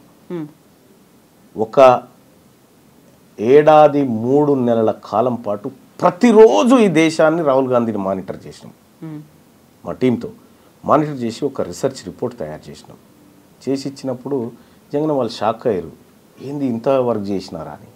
అంటే విత్ డేట్స్ కూడా వేసినాం, మళ్ళీ డేట్స్ ఎవిడెన్సెస్ కూడా వేసి అవి కరెక్ట్గా తీసి పెట్టినాం అన్నట్టు. అంటే రాహుల్ గాంధీ గారి ఆలోచన ఇంప్లిమెంట్ అయితే ఈ దేశం దిశ మారిపోతుంది అనేటువంటి ఒక ఆలోచన మాకుండే కాబట్టి ఎందుకు ఆయన ఆలోచన కింది స్థాయికి పోతలేదు అనేటువంటి ఒక చర్చ వచ్చినప్పుడు ఇవన్నీ మేము చేయడం జరిగింది. సో దేశం దిశ మార్చాలి అనే ఆలోచన రాహుల్ గాంధీకి ఉంది, బట్ రేవంత్ రెడ్డికి రాష్ట్రం దిశ మార్చాలనే ఆలోచన లేదా? ఆయన ఏవి కులగణన లెక్కలు మార్చే ఆలోచనలు ఉన్నాడు కానీ దిశ మార్చే లెక్కల్లో లేడు ఆయన. ఒకవేళ దేశవ్యాప్తంగా కాంగ్రెస్ పార్టీ వస్తే లాభమే కదా వీళ్ళకి కూడా, కాంగ్రెస్ పార్టీకి, రాష్ట్ర కాంగ్రెస్కి, రేవంత్ రెడ్డికి, ప్రభుత్వానికి. నేను ఒకటి చెప్తాను మేడం, నరేంద్ర మోడీ ప్రభుత్వం బోటాబోటి మెజార్టీతో మనకు గెలవడం జరిగింది. తెలుగుదేశం పార్టీ, ఆ తర్వాత అటు ఏది ఈయన ఉన్నాడు కదా బీహార్ ముఖ్యమంత్రి నితీష్ కుమార్, ఈ 2 పార్టీలు లేకపోతే ప్రభుత్వం లేదు. తెలంగాణ రాష్ట్రంలో ఊహించని విధంగా 8 ఎంపీ సీట్లను బీజేపీ గెలుచుకోగలిగింది. అందులో ఈ 8 అప్పటికే కాంగ్రెస్ పార్టీ ప్రభుత్వం ఇక్కడ ఎస్టాబ్లిష్ అయింది. ఆ తర్వాత ఎంపీ ఎలక్షన్స్ వచ్చినాయి. ఈ ఎంపీ ఎలక్షన్లో ఈ 8 సీట్లను గనక కాంగ్రెస్ పార్టీ కట్టడి చేయగలిగితే, ఇక్కడ రేవంత్ రెడ్డి గారు కట్టడి చేయగలిగితే ఇవాళ ప్రధానమంత్రిగా అక్కడ ఉండే పరిస్థితి లేకుండే నరేంద్ర మోడీ గారు. ఇవాళ మీరు సిట్టింగ్ ఎంపీగా ఉన్నటువంటి మల్కాజ్గిరి నియోజకవర్గం కాంగ్రెస్ ఓడిపోయింది. మీ సొంత నియోజకవర్గంగా ఉన్నటువంటి మహబూబ్ నగర్ పార్లమెంట్ను కాంగ్రెస్ ఓడిపోయి బీజేపీ గెలిచింది. మీరు ఇన్ఛార్జిగా ఉన్నటువంటి చేవెళ్ళ పార్లమెంట్ నియోజకవర్గంలో బీజేపీ గెలిచింది. అంటే ఇట్లా మీరు ముఖ్యమంత్రిగా ఉండి మీ స్థానాలని గెలిపించలేక భారతీయ జనతా పార్టీకి 8 సీట్లు ఇవ్వడం వల్ల ఇలా ఆయన ప్రధానమంత్రిగా ఉన్నాడు. మీరు కరెక్ట్గా పనిచేస్తే రాహుల్ గాంధీ గారే వచ్చేటోడు కదా. ఎజెండా ఉందా రేవంత్ రెడ్డికి పర్సనల్గా? ఉండొచ్చు, లేకుండా ఎట్లా ఉంటారు. ఇదే ఇవాళ ఇంకా అదే కాదు, కరీంనగర్ గ్రాడ్యుయేట్ ఎమ్మెల్సీ ఎన్నికలు జరుగుతూ ఉంటే రేవంత్ రెడ్డి గారు ఎవరైనా పోతే మన అభ్యర్థి అనుకుంటే, మా అభ్యర్థి మంచోడయా, చాలా ప్రజలకు సేవ చేస్తాడు, ఇతని వల్ల మంచి జరుగుతుంది, పట్టభద్రులకు మంచి జరుగుతుంది, మీ కష్ట సుఖాల్లో అండగా ఉంటాడు, నన్ను నమ్మండి, ఇతను కోటేయండి అని చెప్పాలి. కానీ నువ్వు కరీంనగర్లో మీటింగ్ పెట్టి ఈయన గెలిచినా ఓడిపోయినా పెద్ద సంబంధం లేదని చెప్పి అక్కడ భారతీయ జనతా పార్టీ అభ్యర్థి గెలుపుకు పరోక్షంగా సహకారం చేసినట్టే కదా. సీఎం కదా, ఇంటెలిజెన్స్ రిపోర్ట్స్ అవి ఉంటాయేమో, అక్కడ బీజేపీ క్యాండిడేట్ కి మెజారిటీ వస్తుంది. అటువంటప్పుడు పోవడం దేనికి, పోయి మాట చెప్పడం దేనికి? ఇప్పుడు మీ అభ్యర్థి, మీరు పెట్టుకున్న అభ్యర్థి కన్నీళ్లు పెట్టుకొని నన్ను వీళ్ళందరూ కలిసి మోసం చేసినారని చెప్పే పరిస్థితి ఎందుకు వచ్చింది? ఎక్కడైనా కూడా ఈయన గెలిచినా గెలవకపోయినా పెద్ద ప్రాబ్లం లేదని చెప్పడం అంటే ఏందన్నట్టు దాని అర్థం. నువ్వు అమ్మ పెట్టది అడుక్కొని ఏదన్నట్టు ఆయన సంపాదించుకున్నటువంటి సానుభూతి అంతా కుప్పగూల్చొస్తుంది మీదకెళ్ళి. సిట్టింగ్ స్థానాన్ని కోల్పోవాల్సిన పరిస్థితి వచ్చింది కదా. ఇన్ని జరుగుతున్నాయి, మీరు ఒక రిపోర్ట్ ఇచ్చారు, క్యాంపెయినింగ్లో కూడా ఆయన మాట్లాడుతున్నారు, ఇవన్నీ అధిష్టానానికి తెలీదా? అందుకే అధిష్టానం తన పనిలోకి దిగింది, అందుకే మీనాక్షి నటరాజన అందుకే వాళ్ళ పనిలోకి దిగినారు, అందుకే రేవంత్ రెడ్డి గారికి కొద్దిగా ప్రాధాన్యత తగ్గించినట్టు కనిపిస్తూ ఉంది. మీనాక్షి నటరాజన్ గారు వచ్చిన తర్వాత ఈ ముఖ్యమంత్రి డామ్ డూమ్ అనేటువంటి డైలాగులు బంద్ అయిపోయినాయి. మీరు చూడండి, అబ్జర్వ్ చేయండి. అంతకుముందుకు డామ్ డూమ్ డైలాగులు ఉండే, ఇప్పుడు ఆ డైలాగులు పోయినాయి. చెక్ పెట్టే పనిలో ఉన్నారా? ఉండొచ్చు. అయితే ఇక్కడ ఒక ఇంట్రెస్టింగ్ థింగ్ ఏంటంటే, దీపాదాస్ మున్షి గారు ఉన్నప్పుడు మీకు షోకాస్ నోటీస్ వచ్చింది, మీరు దానికి రిప్లై ఇవ్వలేదు. మీనాక్షి నటరాజన్ వచ్చిన తర్వాత మాత్రమే మీకు సస్పెన్షన్ అనేది జరిగింది. అంటే దీంట్లో మీనాక్షి నటరాజన్ గారి పాత్ర ఉందని నేను అనుకోను. ఎందుకంటే మీనాక్షి నటరాజన్ గారి గురించి నాకు తెలుసు, ఆమె నాకు పరిచయస్తురాలు, ఆమె నేను కలిసి క్యాంపెయినింగ్ చేసినటువంటి వాళ్ళం. ఆమె సిన్సియర్ కాంగ్రెస్ పార్టీ కార్యకర్త. అయితే దీపాదాస్ మున్షి గారు ఉన్నప్పుడు షోకాస్ నోటీస్ ఇచ్చినప్పుడు కూడా మున్షి గారు నాకు చెప్పినారు, ఏమనంటే మల్లన్నజీ ఐసా లేలో బాస్ అన్నది. అంతే, లేలో బాస్ జవాబు నైదేనా అన్నారా? సరే, ఆమె చెప్పాల్సింది చెప్పి. ఆ తర్వాత మీనాక్షి నటరాజన్ గారు ఆమె వచ్చిన తర్వాత నేను కూడా మాట్లాడడం జరిగింది అన్నారు. రేవంత్ రెడ్డి గారు కరీంనగర్ బహిరంగ సభకు హెలికాప్టర్లో పోతున్న సందర్భంలో కారు ఎక్కుతూ మహేష్ కుమార్ గౌడ్ గారిని, అన్న మీరు 2-3 రోజులలో సస్పెండ్ చేయాల్సిందే, నువ్వు ఏం చేస్తావో నాకు తెలియదు అనేటువంటి ఒత్తిడి తేవడం జరిగింది. నాతో మాట్లాడాల్సిన వాళ్ళు మాట్లాడి, ఆయన పాపం మహేష్ కుమార్ గౌడ్ గారు కూడా మల్లన్న వెనుక బీసీలు ఉన్నారు, బీసీల్లో చెడ్డ పేరు వస్తుంది, ఇప్పటికే బీసీల్లో బదనామైనం అనేటువంటి ఎంత ప్రయత్నం చేసినా ఈయన వినలే. ఆయన కూడా బీసీ బిడ్డే కదా? ఈయన రేవంత్ రెడ్డి గారు వినలే. మహేష్ కుమార్ గౌడ్ బీసీ బిడ్డే కదా, కావాలని ఆయన ఆ పని చేశారా? ఆయన నేను చెప్తున్నాగా, మహేష్ కుమార్ గౌడ్ గారిది ఇంత కూడా మిస్టేక్ ఉన్నది దాంట్లో, ఆయనది ఉండదు. ఈయన కావాలని ఒత్తిడి చేసి చిన్నారెడ్డి గారితో చేయించిండు. మీనాక్షి గారికి తెలియదా? మరి తెలుసు, అందరికి తెలుసు. నిజంగా మీరు పోరాడుతోంది కాంగ్రెస్ బైలాస్లో ఏముందో దానికోసం, రాహుల్ గాంధీ ఏం చెప్పారో దానికోసం. ఇక్కడ రాష్ట్ర ప్రభుత్వం లేకుంటే రాష్ట్ర పార్టీ ఒక నిర్ణయం తీసుకుంది, అది వ్యతిరేకంగా ఉంది అని తనకు తెలిసినప్పుడు తను ఎందుకు అబ్జెక్ట్ చేయలేదు, ఎందుకు ఆపలేదు మీనాక్షి గారు? అంటే ఏదంటున్నారు? సస్పెన్షన్ కి సంబంధించి. సస్పెన్షన్ అనేది చాలా చిన్న విషయం, మీరు అర్థం చేసుకోండి. తీన్మార్ మల్లన్న సస్పెన్షన్ ప్రమోషన్ కాదు ఇక్కడ పంచాయతీ. ఇక్కడ పంచాయతీ సర్వేకు సంబంధించిన లెక్కల పంచాయతీది. ఇప్పుడు నన్ను సస్పెండ్ చేసినా గంతే, చేయకపోయినా గంతే. కాకపోతే దీనికి అంతా లింక్ ఇంటర్నల్ గా ఉంది సర్వేనే కాబట్టి. సర్వే పంచాయతీది. ఈ వర్గాల నుంచి మేము ఏదో లెక్క చేసి చెప్తామయా, నువ్వు విని ఆడు ఉండాలి, నువ్వు ఎట్లా మాట్లాడుతావు ఇదంతా అనేటువంటి అజంప్షన్ చేస్తే పడి ఉండలేము కదా, పక్కాగా మాట్లాడతాం కదా. అదే మాట్లాడినాము, అది నీకు నచ్చకపోతే నేనేం చేస్తా. ఇక్కడ మల్లన్న గారు ఒక ఇంట్రెస్టింగ్ అబ్జర్వేషన్ అనాలిసిస్ ఏంటంటే, ఈ రాష్ట్ర ప్రభుత్వం ఏర్పడ్డ దగ్గర నుంచి హామీల అమలు అనేది జరగలేదు. 6 గ్యారంటీ స్కీమ్లకు సంబంధించి అడుగు ముందుకు పడట్లేదు. ఎంతసేపు అప్పులో ఊబిలో ఉన్నాము, లేకపోతే ఆర్థిక సంక్షోభంలో ఉన్నాము, ఇవన్నీ అవుతున్నాయి. ప్రజల్లో వ్యతిరేకత అనేది వస్తుంది, వాళ్ళు క్వశ్చన్ చేస్తున్నారు, ప్రతి చోట ఆందోళనలు అవుతున్నాయి. కాబట్టి డైవర్షన్ పాలిటిక్స్ అనేవి గతంలో హైడ్రా వచ్చింది, మూసీ వచ్చింది, ఇలాంటి దాంట్లో భాగంగానే రేవంత్ మల్లన్న కలిశారు, కావాలని ఆడుతున్నటువంటి ఇంకొక డైవర్షన్ డ్రామా అనే మాట. రేవంత్ రెడ్డి గారు నేను పాలోళ్ళం కాదు, ఆయన గెట్టు పక్క పంటే నాకు గెట్టు లేదు, ఆయన ఇంటి పక్క పంటే నాకు ఇల్లు లేదు. ఆయన ఆ వర్గాల ప్రజల మేలు కోసం పనిచేస్తున్న వ్యక్తి, నేను నా ప్రజల కోసం పనిచేస్తున్నటువంటి వ్యక్తిని. రేవంత్ రెడ్డి గారు ఆడమంటే ఆడడానికి, దుంకుమంటే దుంకడానికి సర్కస్లో కోతులం కాదు. మేము పక్కాగా మాకేది కావాలో దానికోసమే పోరాడుతున్నాం.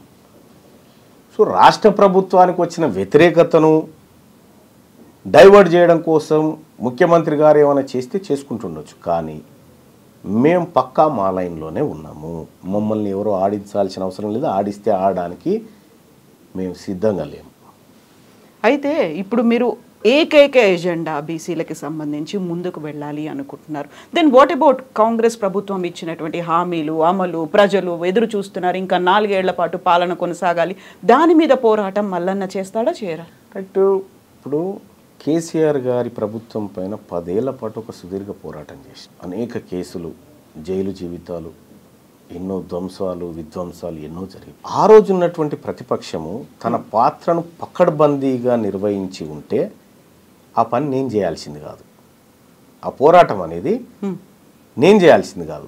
ఆ రోజు ప్రతిపక్షంలో ఉన్న రేవంత్ రెడ్డి గారు చేయాల్సిన పనిని ఆయన చెద్దరు కప్పుకొని పడుకుండాయాల. మేము జైళ్ళు, కొట్లాటలు, దాడులు ఇవన్నీ మేము ఎదుర్కొన్నాం. మీరు చేయాల్సిన బాధ్యత, మీరు బాధ్యత నుంచి తప్పుకున్నప్పుడు ఆ పాత్రలో ఉన్నా నేను. ఇవాళ మీరు అమలు చేస్తున్నటువంటి 6 గ్యారంటీలు ఏవైతే ఉన్నాయో దాని మీద ఏమైనా జరిగిందంటే ఆ ప్రతిపక్షం ఫెయిల్ అయినప్పుడు నేను అడ్డుదిగుతా.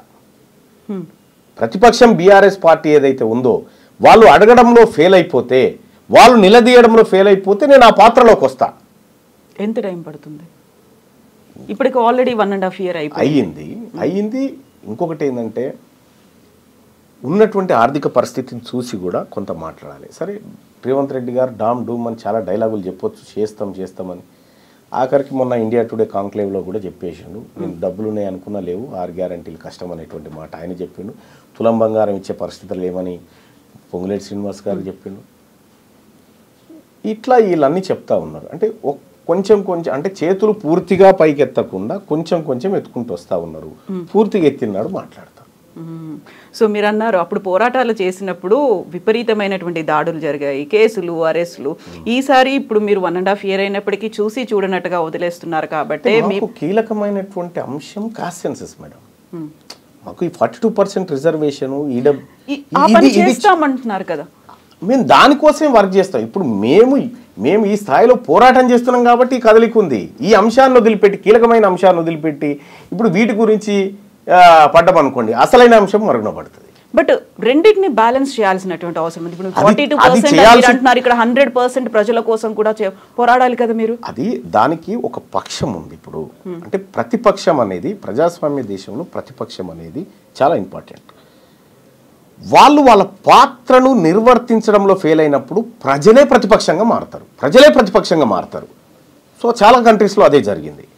ఇక్కడ కూడా బీఆర్ఎస్ పార్టీ ఈ ప్రభుత్వాన్ని నిలదీయడంలో కానీ ప్రశ్నించడంలో కానీ ఫెయిల్ అయినప్పుడు ఆ పాత్రలోకి వెళ్తాము. ఇప్పుడు కొంత ఏదో వర్క్ చేస్తున్నారు, వాళ్ళు వర్క్ చేస్తున్నారు. అంతో ఇంతో కొంతైనా 100% కాదా? 100% అని నేనేం అనుకోవట్లేదు, కానీ వాళ్ళకు ఉండాల్సినటువంటి లొసుగులు వాళ్ళకున్నాయి, చేయడంలో ప్రయత్నం చేస్తూ ఉన్నారు.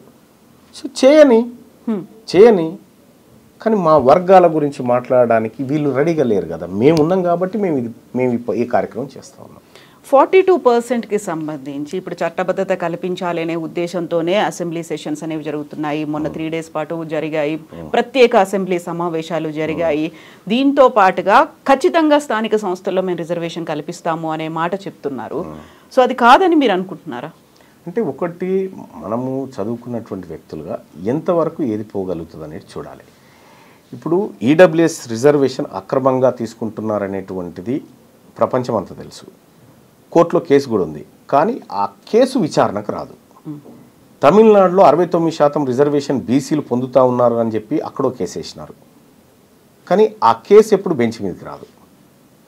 ఇక్కడ కూడా 42% రిజర్వేషన్ ఏదైతే ఉందో ఈ రిజర్వేషను నీవు ఇచ్చేయి, చట్టం చేయి, వీఆర్ హ్యాపీ, మేము తీసుకుంటాం. అది కానీ తాత్కాలిక ఉపశమనమే. అది మీరు ఇక్కడ చట్టం చేసి అక్కడికి పంపించిన, కేంద్ర ప్రభుత్వానికి పంపించిన, వాళ్ళు ఏదో ఒక లసుకు పెట్టి ఆపే ప్రయత్నం అయితే చేస్తారు. కానీ నీవు 42% సీట్లను ఈ వర్గాలకు టంచనగా ఇచ్చి ఆ వర్గాలను 42% మందిని తీసుకొచ్చి చట్టసభలో కూర్చున్నబెడితే నీ చిత్తశుద్ధి కరెక్ట్. మీకు రిజర్వేషన్ లేదు కాబట్టి మేము సీట్లు ఇవ్వమని చెప్పారు అనుకో, మీకు చిత్తశుద్ధి లేనట్టు. సో ఆ తర్వాత భారతీయ జనతా పార్టీ బీసీల ముంగట దోషిగా నిలబడుతుందా, ఎవరు నిలబడతారనేది సెకండరీ. కానీ నీ నుంచి జరగాల్సిన ప్రయత్నం అంతా జరగాల. ఈ ప్రజలకు కామారెడ్డిలో రాహుల్ గాంధీ గారు, రేవంత్ రెడ్డి గారు 42% రిజర్వేషన్ అమలు చేసి చూపిస్తాం, ఇది కాంగ్రెస్ పార్టీ నిబద్ధత. ఈ రేవంత్ రెడ్డి గారు ఈ మధ్యకాలంలో మోడీ గారి గురించి పాజిటివ్గా మాట్లాడుతున్నారు. మోడీ గారికి తెలంగాణ పట్ల ప్రేమ ఉంది, సాయం చేయాలనుకుంటున్నాడు ఆయన, నాకు ఆయన మనసులో మాట అర్థమైందని చెప్తా ఉన్నారు. సేమ్ ఈ 42% రిజర్వేషన్ బిల్ కూడా తీసుకుపోయి ఆయనకి ఇచ్చి ఆయన మనసు చూరగొని అది 42% రిజర్వేషన్ బిల్లు ఆడ ఆమోదించి 9th షెడ్యూల్లో పెట్టించి రా, లేకపోతే ఈ బీసీల పక్షాన నువ్వు నిరాహార దీక్ష చేయి జంతర్ మంతర్ కాడ. రేవంత్ రెడ్డికి నిజం. తీన్మార్ మల్లన్న ఏం చేస్తాడు ఇప్పుడు? రాష్ట్రానికి మాత్రమే పరిమితమవుతాడా? దేశవ్యాప్తంగా కూడా ఈ పోరాటం జరగాల్సినటువంటి అవసరం ఉందా? ఇది ఒక్క రాష్ట్రం పంచాయతీ కాదు, ఈ క్యాస్ట్ సెన్సస్ అనేది ఒక రాష్ట్రం పంచాయతీ కాదు, ఇది మొత్తం దేశం పంచాయతీ. ఈ దేశంలో రాహుల్ గాంధీ గారి ఆలోచన ఏదైతే ఉందో అది ఇంప్లిమెంట్ అయితే ఈ దేశం ఇంకా శరవేగంగా అభివృద్ధి చెందుతుంది. కాకపోతే మీరు ఇప్పుడు కాంగ్రెస్ పార్టీలో లేరు, మిమ్మల్ని సస్పెండ్ చేశారు. లేకపోయినప్పటికీ రాహుల్ గాంధీతో కలిసి పని చేస్తారా మీరు? నేను ఆయన ఆలోచన నచ్చింది నాకు. రాహుల్ గాంధీ గారి ఆలోచనతో నేను ఎప్పుడు విభేదించలే. It's a great personality. ఆయన ఆలోచన ఇంప్లిమెంట్ కావాలని కోరుకుంటా ఉన్నా. ఇప్పుడు కాంగ్రెస్ పార్టీలో ఆయన ఆలోచన చాలా గొప్పగా ఉంది, నేను అతన్ని అభిమానిస్తా. ఇప్పుడు లాలూ ప్రసాద్ యాదవ్ ఉన్నాడు, మహిళా బిల్లులో బీసీల వాటా లేదని చెప్పి వ్యతిరేకించిన ఆయన్ని అభిమానిస్తాను నేను. వీళ్ళిద్దరు వేరే వేరే పార్టీ వాళ్ళు కావచ్చు, కానీ ఈ వర్గాల ప్రయోజనాన్ని కాంక్షించేటువంటి వ్యక్తులు ఏ పార్టీలో ఉన్నా మేము రెస్పెక్ట్ చేస్తాం. వాళ్ళతో కలిసి పనిచేస్తారు. ఎందుకు పనిచేస్తాం కదా. యాక్సెప్ట్ చేస్తారంటారా తీన్మార్ మల్లనని దేశవ్యాప్తంగా కాంగ్రెస్ పార్టీ అధిష్టానం? దేశవ్యాప్తం అని చెప్పట్లేదు, నేను దేశవ్యాప్తం అని చెప్పట్లేదు. నా పోరాటం ఈ తెలంగాణలో ఉన్నటువంటి బీసీలకు హక్కులు సాధించి పెట్టడం. ఇది జాతీయ స్థాయిలో అవసరం వచ్చినప్పుడు, ఇప్పుడు నేను ఢిల్లీకి పోతే ఆల్ ఇండియా ఓబీసీ ఎంపీస్ కానీ ఆల్ ఇండియా ఓబీసీ నాయకులం అందరం కూర్చొని మాట్లాడతాం అక్కడ. దేశవ్యాప్తంగా ఏం జరగాలి, మన పోరాటాలు ఎట్లుండాలనేది నా వర్గం నుంచి నేను పోయి మాట్లాడతా అక్కడ. సో ఆ సందర్భంలో చాలామంది డిఎంకే వాళ్ళు కలుస్తారు, ఆర్జేడీ వాళ్ళు కలుస్తారు, ఎస్పీ వాళ్ళు కలుస్తారు, చాలామంది ఎంపీలు కలుస్తూ ఉంటారు. సో అక్కడ దేశవ్యాప్తంగా జరగాల్సినటువంటి అంశాల గురించి చర్చిస్తాం. కానీ అల్టిమేట్గా నేను ప్రారంభించినటువంటి ఈ పోరాటం ఏదైతే ఉందో ఇక్కడ ఈ వర్గాలకు మంచి చేయడం కోసం అక్కడ దేశవ్యాప్తంగా జరిగేటువంటి అంశాలను కూడా సరిచూసుకొని ముందుకు పోతాం. ఇక్కడ ఎవరెవరిని మీరు కలుపుకొని పోతారు? ఎవరితో కలిసిపోతారు మీరు? ఇక్కడ బీసీల శ్రేయస్సు కోరేటువంటి ప్రతి ఒక్కరితో కలిసిపోతాం. బీసీల్లో ఉన్నటువంటి ప్రతి నాయకుడితో, బీసీలో ఉన్నటువంటి ప్రతి సంఘంతో, ప్రతి ప్రొఫెసర్తో, ప్రతి ఉద్యమకారుడితో, అందరితో కలిసి ఈ ఉద్యమంలో ముందుకు తీసుకుపోతాం. ఎవరెవరి దగ్గర నుంచి రెస్పాన్స్ ఎలా వచ్చింది? కుల సంఘాల నుంచి విపరీతమైన రెస్పాన్స్. ఎక్కడికి పోయినా ఈసారి నవర్ నెవర్ అనేటువంటి విధంగా ఇవాళ బీసీ ప్రజల్లో వచ్చినటువంటి చైతన్యం అంతా ఇంత కాదు, చాలా విపరీతమైన చైతన్యం వచ్చింది. ఆ చైతన్యం మరో మలిదశ బీసీ ఉద్యమంగా మారబోతుంది. బీసీలు రాజ్యాధికారాన్ని అందుకోబోతా ఉన్నారు. మిమ్మల్ని సస్పెండ్ చేసిన అదే రోజు విహెచ్ ఇంట్లో ఆ కులానికి సంబంధించినటువంటి లీడర్లందరూ సమావేశం అవుతే ఆ వివరాలు అధిష్టానానికి తెలిసిన తర్వాత ఆయన్ని అడిగిన పరిస్థితి ఉంది. ఎంతమంది ఇలా పార్టీలకు అతీతంగా మీతో కలిసి వస్తారని మీరు అనుకుంటున్నారు? పార్టీలు అనేటి 2028 వరకు మీరు చూడండి, పార్టీల పెత్తనం తగ్గి ప్రజల పెత్తనం పెరుగుతుంది. ఈ పార్టీలైనా ఏడికి పోవాలి? బీఫామ్ తీసుకొని మళ్ళీ ప్రజల దగ్గరికి కదా రావాల్సింది. వీళ్ళందరూ కోరిక వేరే విధంగా ఉంటే నువ్వు బీఫామ్ తెచ్చుకొని ఏం చేస్తావు? అంతా ఏకమవుతారా? అందరూ 100% అవుతారండి. ఆ డౌట్ బీసీలకు లేదా? ఆ డౌట్ ఏకమవుతున్నామనేటువంటి ఆనందం బీసీలలో ఉంది. ఏకమవుతున్నామనేటువంటి ఆనందం బీసీలలో ఉంటే కొంతమందికి సహజంగా వీళ్ళు ఏకమవు నచ్చినటువంటి వాళ్ళు ఏకమవుతారా, ఈ కలుస్తారా, వీళ్ళకి పంచాయతీ ఉందనేటువంటి వాళ్ళు సహజంగానే చేస్తారు. ఇన్నేళ్ళుగా చేసుకుంటూ వచ్చింది అది. ఇవాళ బీసీలమంతా ఏకమైనం కాబట్టే ఎమ్మెల్సీ ఎన్నికల్లో 25% మంది బీసీలను మా ఉద్యమం వైపు తిప్పి 5,200 ఓట్లు 24,000 సంపాదించగలిగినాం. బీసీలమంతా ఒక్కటైనం కాబట్టే ఇవాళ 60,000 ఓట్లను అక్కడ కరీంనగర్ పట్టభద్రుల ఎమ్మెల్సీ ఎన్నికల్లో సాధించగలిగినాం. ఇలా బీసీల నుంచి ఆకాంక్ష వచ్చింది కాబట్టే 5 ఎమ్మెల్సీ స్థానాల్లో 3 అనివార్యంగా బీసీలకు ఇవ్వాల్సినటువంటి పరిస్థితి క్రియేట్ చేయగలిగినాం. మీరు చెప్పినటువంటి ఆ 3 ఏళ్ల కాలం సరిపోతుందంటారా? సరిపోతుందండి, సరిపోతుంది.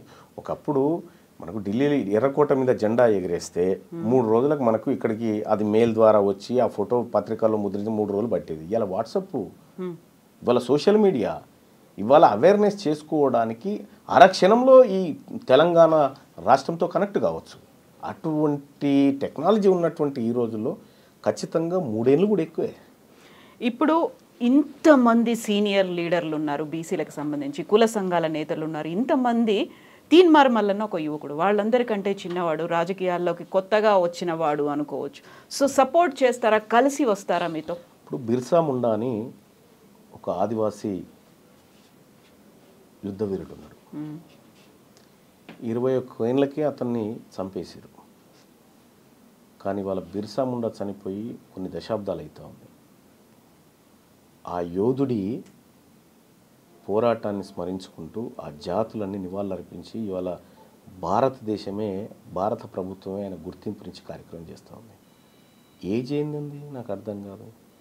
నువ్వు మంచి చేయడానికి ఏజ్ కాదు కావాల్సింది, మంచి చేయడానికి సంకల్పం కావాలి, మంచి చేయడానికి నీకు ఆలోచన కావాలా. ఏజ్తో సంబంధం లేదండి.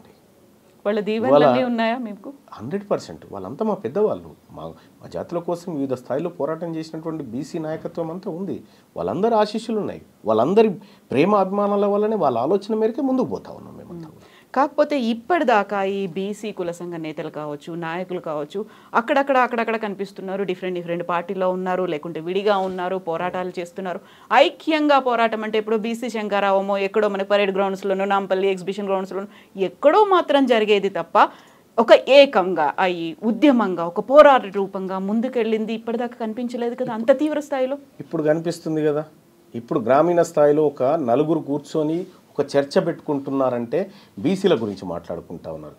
ఏమీ లేదండి. ఉద్యమం అంటే ఎక్కువ మంది ప్రజలు ఒక అంశం పైన ఎక్కువ చోట్ల మాట్లాడుకోవడమే ఉద్యమం.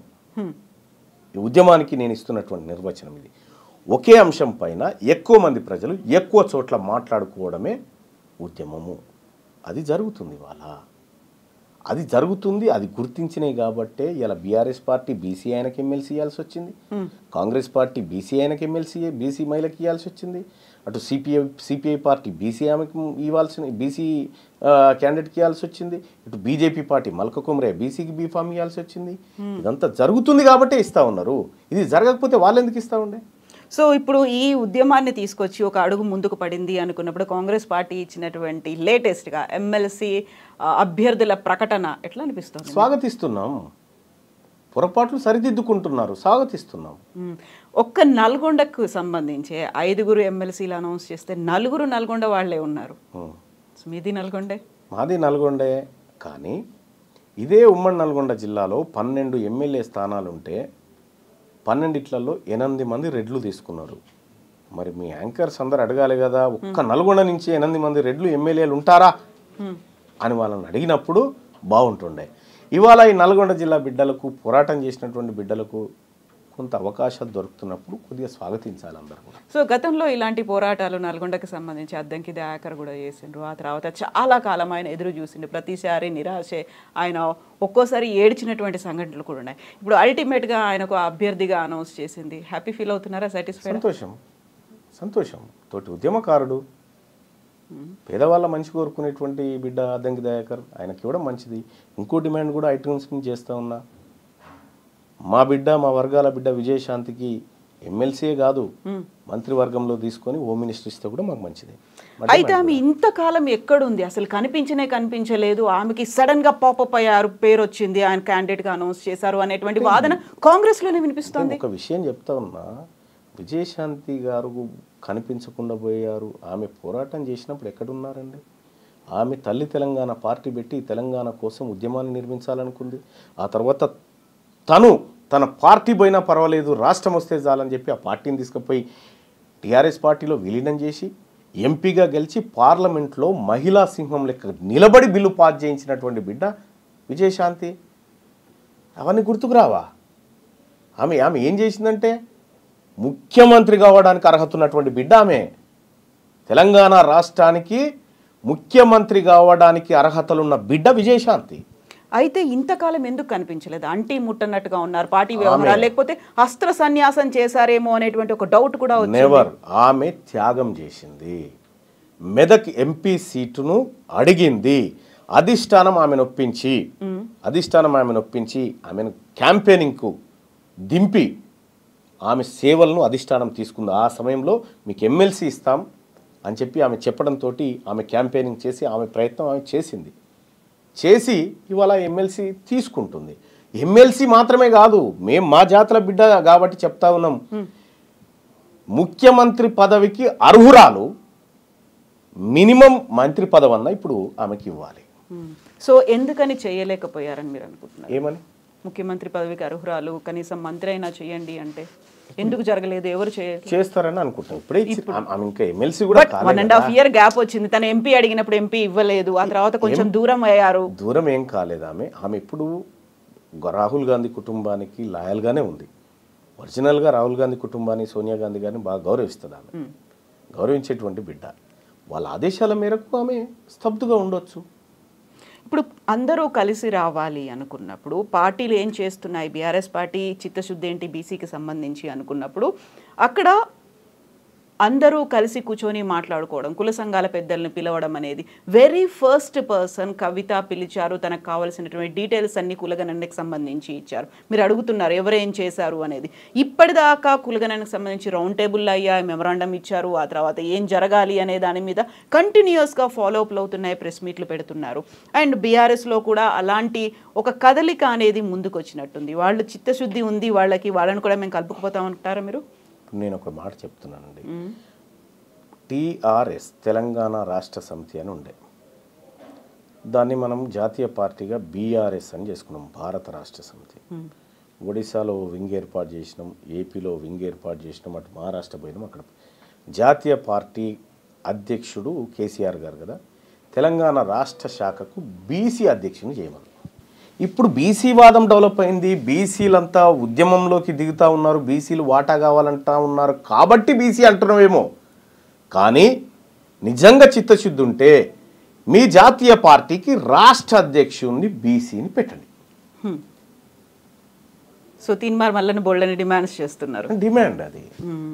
ఇప్పుడు పర్టికులర్గా మనం తీర్మాన్ మల్లన్నకి సంబంధించి మాట్లాడుకుంటే పర్సనల్గా ఏ పార్టీలో చేరుతున్నారు, నిజంగా పార్టీ పెడతారా, తీర్మాన్ మల్లన్న వెనకాల ఎవరున్నారు, ఎవరిని కలుపుకొని మీరు ముందుకెళ్తున్నారు, ఎంతమంది మేధావులు మీతో ఉన్నారు?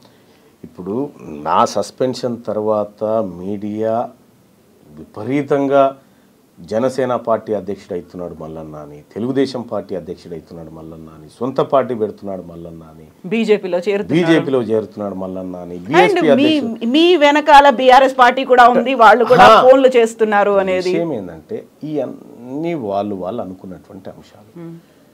నేను మొన్న సోమాజిగూడ ప్రెస్ క్లబ్లో మీటింగ్ పెట్టిన పిదప చెప్పిన క్లియర్గా, నేను బీసీ ఉద్యమాన్ని నిర్మించేది ఉంది, బీసీల్లో మరింత చైతన్యవంతం చేసి వాళ్ళని కథన రంగంలోకి తీసుకొచ్చేటువంటి పని ఉంది. నేను ఏ పార్టీలో చేరడానికి ఈ కార్యక్రమాలు చేయట్లేదు, ఏ పార్టీలో చేరనిప్పట్లో అని చెప్పిన. పార్టీ పెడుతున్నారా?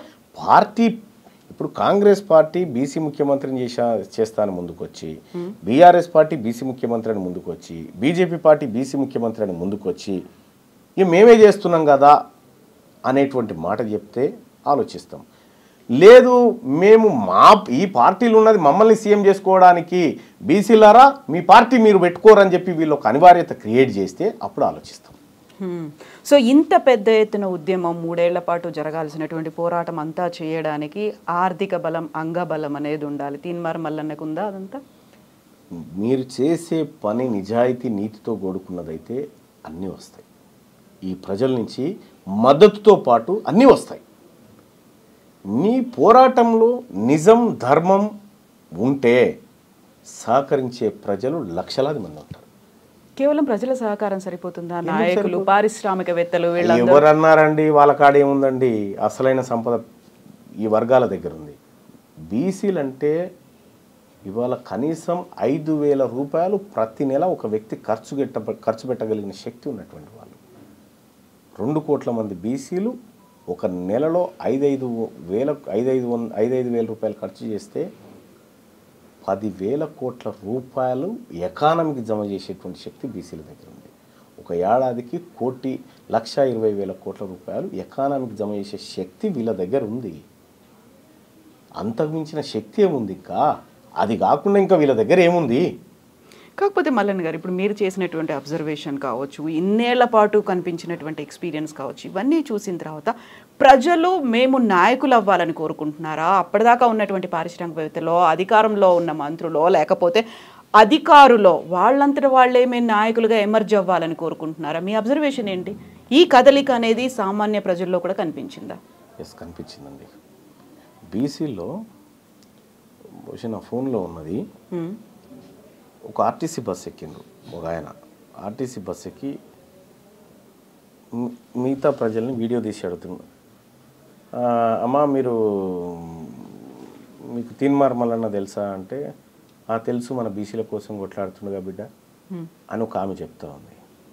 కొట్లాడాలా వద్దా అని అంటే ఆమె చెప్తా ఉంది, మనకి ఇంత అన్యాయం అయిందని నాకు కూడా తెలియదు బిడ్డ, ఆయన చెప్పినాకనే అర్థమైంది, కొట్లాడాలని చెప్తా ఉంది. ఆయన ఎవరో నాకు తెలియదు. ఇట్లా ప్రజల్లో ఒక చర్చ జరుగుతూ ఉందంటే ఆ ప్రజలకు జరిగినటువంటి దశాబ్దాల అన్యాయాన్ని ఉద్యమంగా మలిస్తే ఉద్యమము నాయకత్వాన్ని ఇస్తుంది, ఉద్యమమే నాయకత్వాన్ని ఇస్తుంది. వాళ్ళు లీడర్లుగా ఎమర్జ్ అవుతారు. మనం లీడర్ కావాలని అనుకుంటే కాదు, ఆ ఉద్యమం ఇస్తుంది. సో ఇప్పటిదాకా ఎంతమంది అలా ముందుకు వచ్చారు? చాలామంది ఎమ్మెల్యే స్థాయిలో పోటీ పడే సత్తా ఉన్నటువంటి వాళ్ళు 500 మంది ఉన్నారు. అంతమంది ఉన్నారు. ఆ స్థాయిలో ఉన్నది వాళ్ళ బీసీ నాయకత్వం బలంగా. ఇప్పుడు గత ఎన్నికల్లో చూసినా, అంతకుముందు చూసినప్పటికీ ఇప్పటిదాకా ఎవరి దగ్గర అయితే డబ్బు ఉందో వాళ్ళు డబ్బు పెట్టి టికెట్ తెచ్చుకుందాము అనేటువంటి ఆలోచనలో మోసపోయిన వాళ్ళు ఉన్నారు. కోట్లు అలా దండుకున్నటువంటి లీడర్లు ఉన్నారు. వాళ్ళకేదో టికెట్ ఇప్పిస్తాము అని ఒక అభయం ఇచ్చి తర్వాత భంగపాటు ఇవన్నీ అయ్యాయి కదా. అలాంటివి లేకుండా తీన్మార్ మల్లన్న చెప్తున్నట్టుగా ఒక ఉద్యమం వస్తుంది, అందరికీ ఇస్తారు, ఎలా నమ్మాలి మిమ్మల్ని? విషయం ఏంటంటే డబ్బుతోటి టికెట్లు గెలుపులు అనేటివి ఉండవు. మొన్న ఆయన పేరేంది, ఆల్ఫోర్స్ నరేందర్ రెడ్డి గారు కాడ డబ్బు లేకనే ఓడిపోయిందా? 200 కోట్లు ఖర్చు పెట్టాడనేది కూడా వినిపించింది. మేబీ పెట్టిండొచ్చు, ఎంత పెట్టిండనేది తెలియదు. డబ్బు అనేది ఒక పార్ట్ మాత్రమే ఎన్నికల్లో, అది గెలుపు కాదు. కేసీఆర్ గారు తెలంగాణ ఉద్యమం చేసిన తర్వాత 2014లో మొదటి ఎన్నికలు ఫేస్ చేస్తున్న టైంలో డబ్బు మీద జరిగే ఎలక్షన్ కాజ్ మీద జరిగింది. ఒక కాజు వచ్చినప్పుడు డబ్బు దాని ముంగట పనిచేయదు. రేపు భవిష్యత్తులో డబ్బు రాజకీయాలు ఉంటాయి, వర్గ రాజకీయాలు ఉంటాయి. ఆ వర్గ రాజకీయాల ముందు ఈ పెత్తందారి వ్యవస్థ మోకరిల్లాల్సిన పరిస్థితి వస్తుంది. కాబట్టి భవిష్యత్తులో మీరు అనుకుంటున్నటువంటి డబ్బు రాజకీయాలు, ఇదే స్థాయిలో టికెట్లు కొనుక్కొచ్చుకోవడం, బీఫామ్లు, ఇంత సీనే ఉండదు. తీన్మార్ మల్లన్న వెనకాల ఎన్ని వందల కోట్లు పోగేసుకున్నారు అంటే నేనేమంటున్నా, తీన్మార్ మల్లన్న వెనకాల ఎన్ని వందల కోట్లు పోగేసుకున్నారనే కంటే ఎవరెవరు ఎంత ఇచ్చారో లిస్ట్ రాసుకున్నాండి, మీకు తెలుసు. మీ దగ్గర లేదా ఆ లిస్టు? అంటే నేనేమంటున్నా, మీరు పోగుపడాలంటే ఎక్కడి నుంచి అయినా రావాలి కదా. ఆ ఎక్కడి నుంచి వచ్చినా వాళ్ళని తీసుకొని రండి. తీన్మార్ మల్లన్న చెప్పితే మా వర్గాల ప్రజలు గడబో అన్న ఖర్చు ఎందుకు చూసుకోపు అంటే చూసేవాళ్ళు 100 మంది ఉన్నారు. డయాస్ ఆయనకి ఏందో ఖర్చు ఏందో చూసుకోమంటే పెట్టేవాళ్ళు 100 మంది ఉన్నారు. పోగేసుకొని చేయాల్సినటువంటి అవసరం మాకు రాలేదు, రాదు కూడా.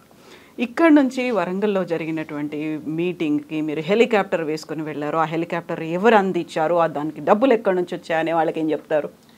అది మా వర్గాల నుంచి పనిచేస్తున్నటువంటి ఐటీ ఎంప్లాయీస్ ఆ హెలికాప్టర్ బుక్ చేసినారు. వాళ్ళే పాపం ఖర్చు పెట్టుకొని బుక్ చేసినారు, వాళ్ళే అరేంజ్ చేసినారు. అది త్రూ ఆన్లైన్ ట్రాన్సాక్షన్. ఆ హెలికాప్టర్ కూడా వాస్తవానికి పెట్టేది కాదు, కానీ రాజ్యసభలో విప్పుగా ఉన్నటువంటి డిఎంకే ఎంపీ విల్సన్ గారు, ఆయన తెల్లారే పార్లమెంట్లో ప్రైవేట్ బిల్ పెట్టేది ఉంది. ఈ సభకు హాజరై మళ్ళీ వచ్చి మళ్ళీ వెళ్ళిపోవాలా. రోడ్డు మార్గంలో అయితే ట్రాఫిక్ ఇబ్బందులు ఉంటాయని అది పెట్టడం జరిగింది. ఆయన సభకు వచ్చిన తర్వాత మేము హెలికాప్టర్ పంపించేసినాం. ఆ తర్వాత ఆయన సభ మధ్యలోంచి వెళ్ళిపోయింది. ఎందుకు? ఈ ఫ్లైట్ అందుకొని మళ్ళీ ఢిల్లీకి పోయి ఆ బిల్ ఇంట్రడ్యూస్ చేయాలనేటువంటి ఉద్దేశంతో. అది వాళ్ళ కోసం పెట్టినటువంటి ఫ్లైట్ చాపర్ తప్ప మేము ఎక్కి తిరగడానికి కాదు. సో తీన్మార్ మల్లన్న అనగానే ప్రతిసారి ఒక వివాదాలు, ఆరోపణలు ఇవన్నీ ఉంటాయి. వాళ్ళకొక మీరు సఫాయి లాగా సర్టిఫికేట్, క్లీన్ చిట్, నేను నాది ఇది అని చూపించుకోవడం ఎట్లా అనిపిస్తుంటుంది? నేను ఎందుకు చూపించుకుంటా అండి? అవసరం లేదా? నాకేం పనా? అబద్ధానికి ఆన్సర్ చేసుకుంటా నేను ఎందుకు కూర్చుంటా అండి? ఇప్పుడు మీరు నిజాయితీగా నన్ను 100 ప్రశ్నలు అడిగినారు. దాంట్లో ఏది సత్యం ఏది కాదనేది నేను మీకు చెప్పుకున్నా. ఇప్పుడు ఒక అబద్ధాన్ని తీసుకొచ్చి దీనికి నువ్వు సమాధానం చెప్పాలంటే నాకేం పని లేదా? నేను ఎవరి సర్టిఫికేట్ల కోసం, ఎవరి ఐఎస్ఐ మార్కుల కోసం నేను ఎదురు చూడను. నేను ఏదనుకున్నానో అది చేసుకుంటూ పోతా. కాకపోతే ఇప్పటికీ ఉన్నటువంటి బీసీ కుల సంఘాల్లో కొంతమందిని తీన్మార్ మల్లన్న దగ్గరికి రానివాడు, కనీసం క్యూ న్యూస్ స్టూడియోకు కూడా పిలిచి వాళ్ళతో మాట్లాడినివాడు, ఇంటర్వ్యూలు ఇవ్వడు, గెస్టులుగా కూడా పిలవడు అనేది ఉంది. కొంతమందిని కావాలని దగ్గర పెట్టి కొంతమంది దగ్గరికి తీసుకుంటారా మీరు? విషయం ఏంటంటే తీన్మార్ మల్లన్న మొత్తం ఈ బీసీ సమాజాన్ని అంతా ఏకం చేసే ప్రయత్నంలో ఉన్నాడు. ఇప్పుడు తీన్మార్ మల్లన్న లాగా కార్యకర్తగా పనిచేసుకుంటూ ముందుకు పోవాలి అనేటువంటి, ఈ సమాజానికి మంచి చేయాలనేటువంటి ప్రతి ఒక్కరిని కలుపుకుంటూ పోతా ఉన్నాం, అందరినీ కలుపుకుంటూ పోతాం. మీరు చూడండి, నేను ఎప్పుడు కూడా నన్ను విమర్శించేటువంటి బీసీ నాయకత్వాన్ని పొరపాటున కూడా రిప్లై ఇవ్వను. వాళ్ళని ఎదురుగా మాట్లాడను. నేను వాళ్ళ గురించి తప్పుగా మాట్లాడను. అది నాకు ఆ వర్గాల మీద వాళ్ళ మీద ఉన్నటువంటి ప్రేమ. పొరపాటున కూడా మాట నేను, మీరు చూడండి, నన్ను ఎవరన్నా అన్నా కూడా నావాడే అనాలని చెప్తా. సో భవిష్యత్తులో మేమందరం కలిసిపోయే వాళ్ళమే. మిమ్మల్ని ఎవరన్నా ఏమన్నా మీ వాడే అనాలని చెప్పినప్పుడు అంత అగ్రెసివ్, మళ్ళీ నేను స్టార్టింగ్కి వస్తున్నాను, అంత అగ్రెసివ్ లాంగ్వేజ్ వాడాల్సినటువంటి అవసరం ఉంది. అందరినీ కలుపుకొని పోవాలి అనుకున్నప్పుడు కొంచెం సాఫ్ట్ స్పోకెన్ స్కిల్స్ అంటారు, అవి యూజ్ చేయొచ్చు. లేకుంటే ఎలా కలిసిపోవాలి అన్నదాన్ని సముదాయించవచ్చు, మామూలుగా చెప్పొచ్చు. అంత బిగ్గరగా అరిచి గట్టిగా ఇంకా కోర్సు తీసుకోలేదండి, తీసుకున్న తర్వాత టైం పడుతుందా అది? అండ్ తీన్మార్ మల్లన్న ఫ్రేమ్ కట్టించి పెట్టుకున్నారు ఎందుకు సస్పెన్షన్ కాపీని?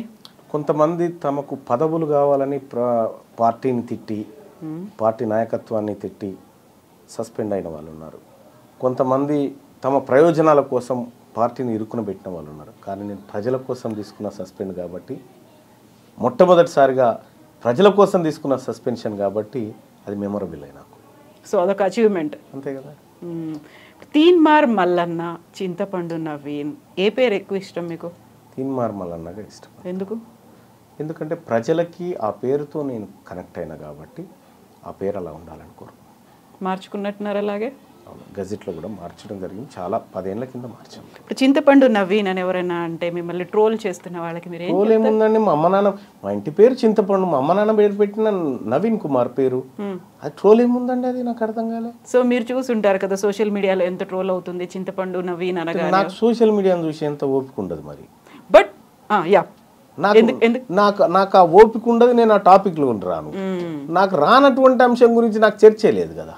సోషల్ మీడియాలో ట్రోలింగ్స్ చూడను అనుకున్నప్పుడు వరంగల్ సభలోనే అంత పరుషంగా ఎవరో ఏదో కామెంట్ చేశారో, ఆ పేరు అందించారు నాకు. మరి దానికి ఎందుకు రియాక్ట్ అవ్వాలి అంతగా? అంటే ఒకటి, మేము బీసీలంతా మాది తాగాలి అని చెప్పినప్పుడు ఆత్మగౌరవం ఉన్న బీసీలు కాదు, చేసి తాగుతాం సార్ అని చెప్పాలా?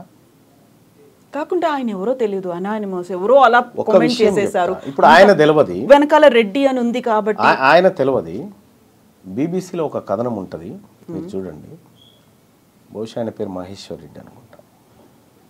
ఆయన పొలం దగ్గర నుంచి నడిచారని 2 దళితులను నీళ్ళల్లో ముంచి కర్ర పట్టుకొని, ఫోటోలు కూడా ఉంటాయి చూడండి, వాళ్ళ మీద మూత్ర విసర్జన చేసినాడండి. ఆయన ఎటు పోయారండి మీరంతా? అదే మహేశ్వర్ రెడ్డియా ఈ మహేశ్వర్ రెడ్డి? నాకు తెలియదు. ఆ ఘటన పోయినప్పుడు ఈ మాట చెప్పాల్సినటువంటి మీడియా, ఖండించాల్సిన మీడియా ఆ రోజు సైలెంట్గా ఉంది.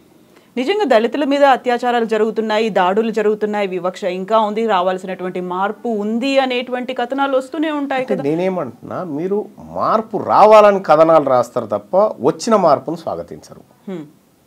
నేనేమంటున్నా, బీసీల్లో వచ్చినటువంటి చైతన్యాన్ని స్వాగతిస్తూ మరింత ముందుకు తీసుకుపోవడానికి మీరు అందరూ ప్రయత్నం చేయండి అని చెప్పి రిక్వెస్ట్ చేస్తున్నాను. ఆబ్వియస్గా అందరి దగ్గర నుంచి అది ఉంటుంది. కాకపోతే తీన్మార్ మల్లన్నలో అంత చిత్తశుద్ధి ఉందా?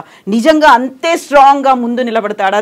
ఈ 3 years మీరు చెప్పినటువంటి 3 years ఇంత గట్టిగా ఉంటాడా? మీకు ఈ రోజు ఇంటర్వ్యూ ఇస్తామని చెప్పాము, అదే చిత్తశుద్ధితో ఇస్తా ఉన్నాము. తీన్మార్ మల్లన్న ఏ మాట అయితే చెప్తాడో ఆ మాట కోసం ప్రాణం పనంగా పెట్టాను నిలబడతాం. ఇంటర్వ్యూ ఇవ్వడం వేరు, ఆ మాట కోసం నిలబడడం వేరు. ఇన్ని లక్షల మందిని ఏకం చేసి 50కి పైగా ఉన్న కులాలని సమీకరణ చేసి అందరితో కలిసి ముందుకెళ్ళి పోరాటం చేసి, మీరు ఇప్పుడు చెప్పినటువంటి అగ్రకులాలు లేకుంటే పార్టీలు, ప్రభుత్వం, వీటన్నిటి మీద మీరు పోరాడాలి, ముందుకెళ్ళాలి అంటే ఇప్పుడు ఒకటి ఏంటంటున్నా, నేను నా ఏజు 42 సంవత్సరాలు, నేను చదువుకున్నా, నేను ప్రజాక్షేత్రంలో యుద్ధంలో ఉన్నా, నేను పత్రికల్లో పనిచేసిన, నేను అనేక మంది పేద వర్గాలు ఇక్కడికి వస్తే చిన్న చిన్న పిల్లలకు ఆపరేషన్లు చేయించి చదివిపించుకుంటూ పేదవాళ్ళకి ఇల్లు నిర్మించుకుంటూ ఉపాధి కల్పించుకుంటూ ఇవన్నీ మరి నేను ఒక్కనే చేయగలుగుతున్నా కదా. అంటే నీవు చేసే పనిలో చిత్తశుద్ధి ఉంటే సాధ్యం కానిదంటూ ఏది లేదు. మీరు అన్నట్టుగా 50 కులాలు అండి, 50 కాదు 135 కులాలు, ఇవన్నిటిని చేస్తాం, చేసి చూపెడతాం. ఇవాళ తీన్మార్ మల్లన్న ఒక్కడే లేదు, తీన్మార్ మల్లన్నతో పాటు అనేక మంది మేధావి వర్గం ఈ బీసీ వర్గాల నుంచి ఉద్భవించింది. సో ఆ 103 కులాలు కూడా మీతోనే ఉన్నాయా? 135 కూడా మీతోనే ఉన్నాయి. 135 కులాలకు సంబంధించినటువంటి క్లాస్ ఇది.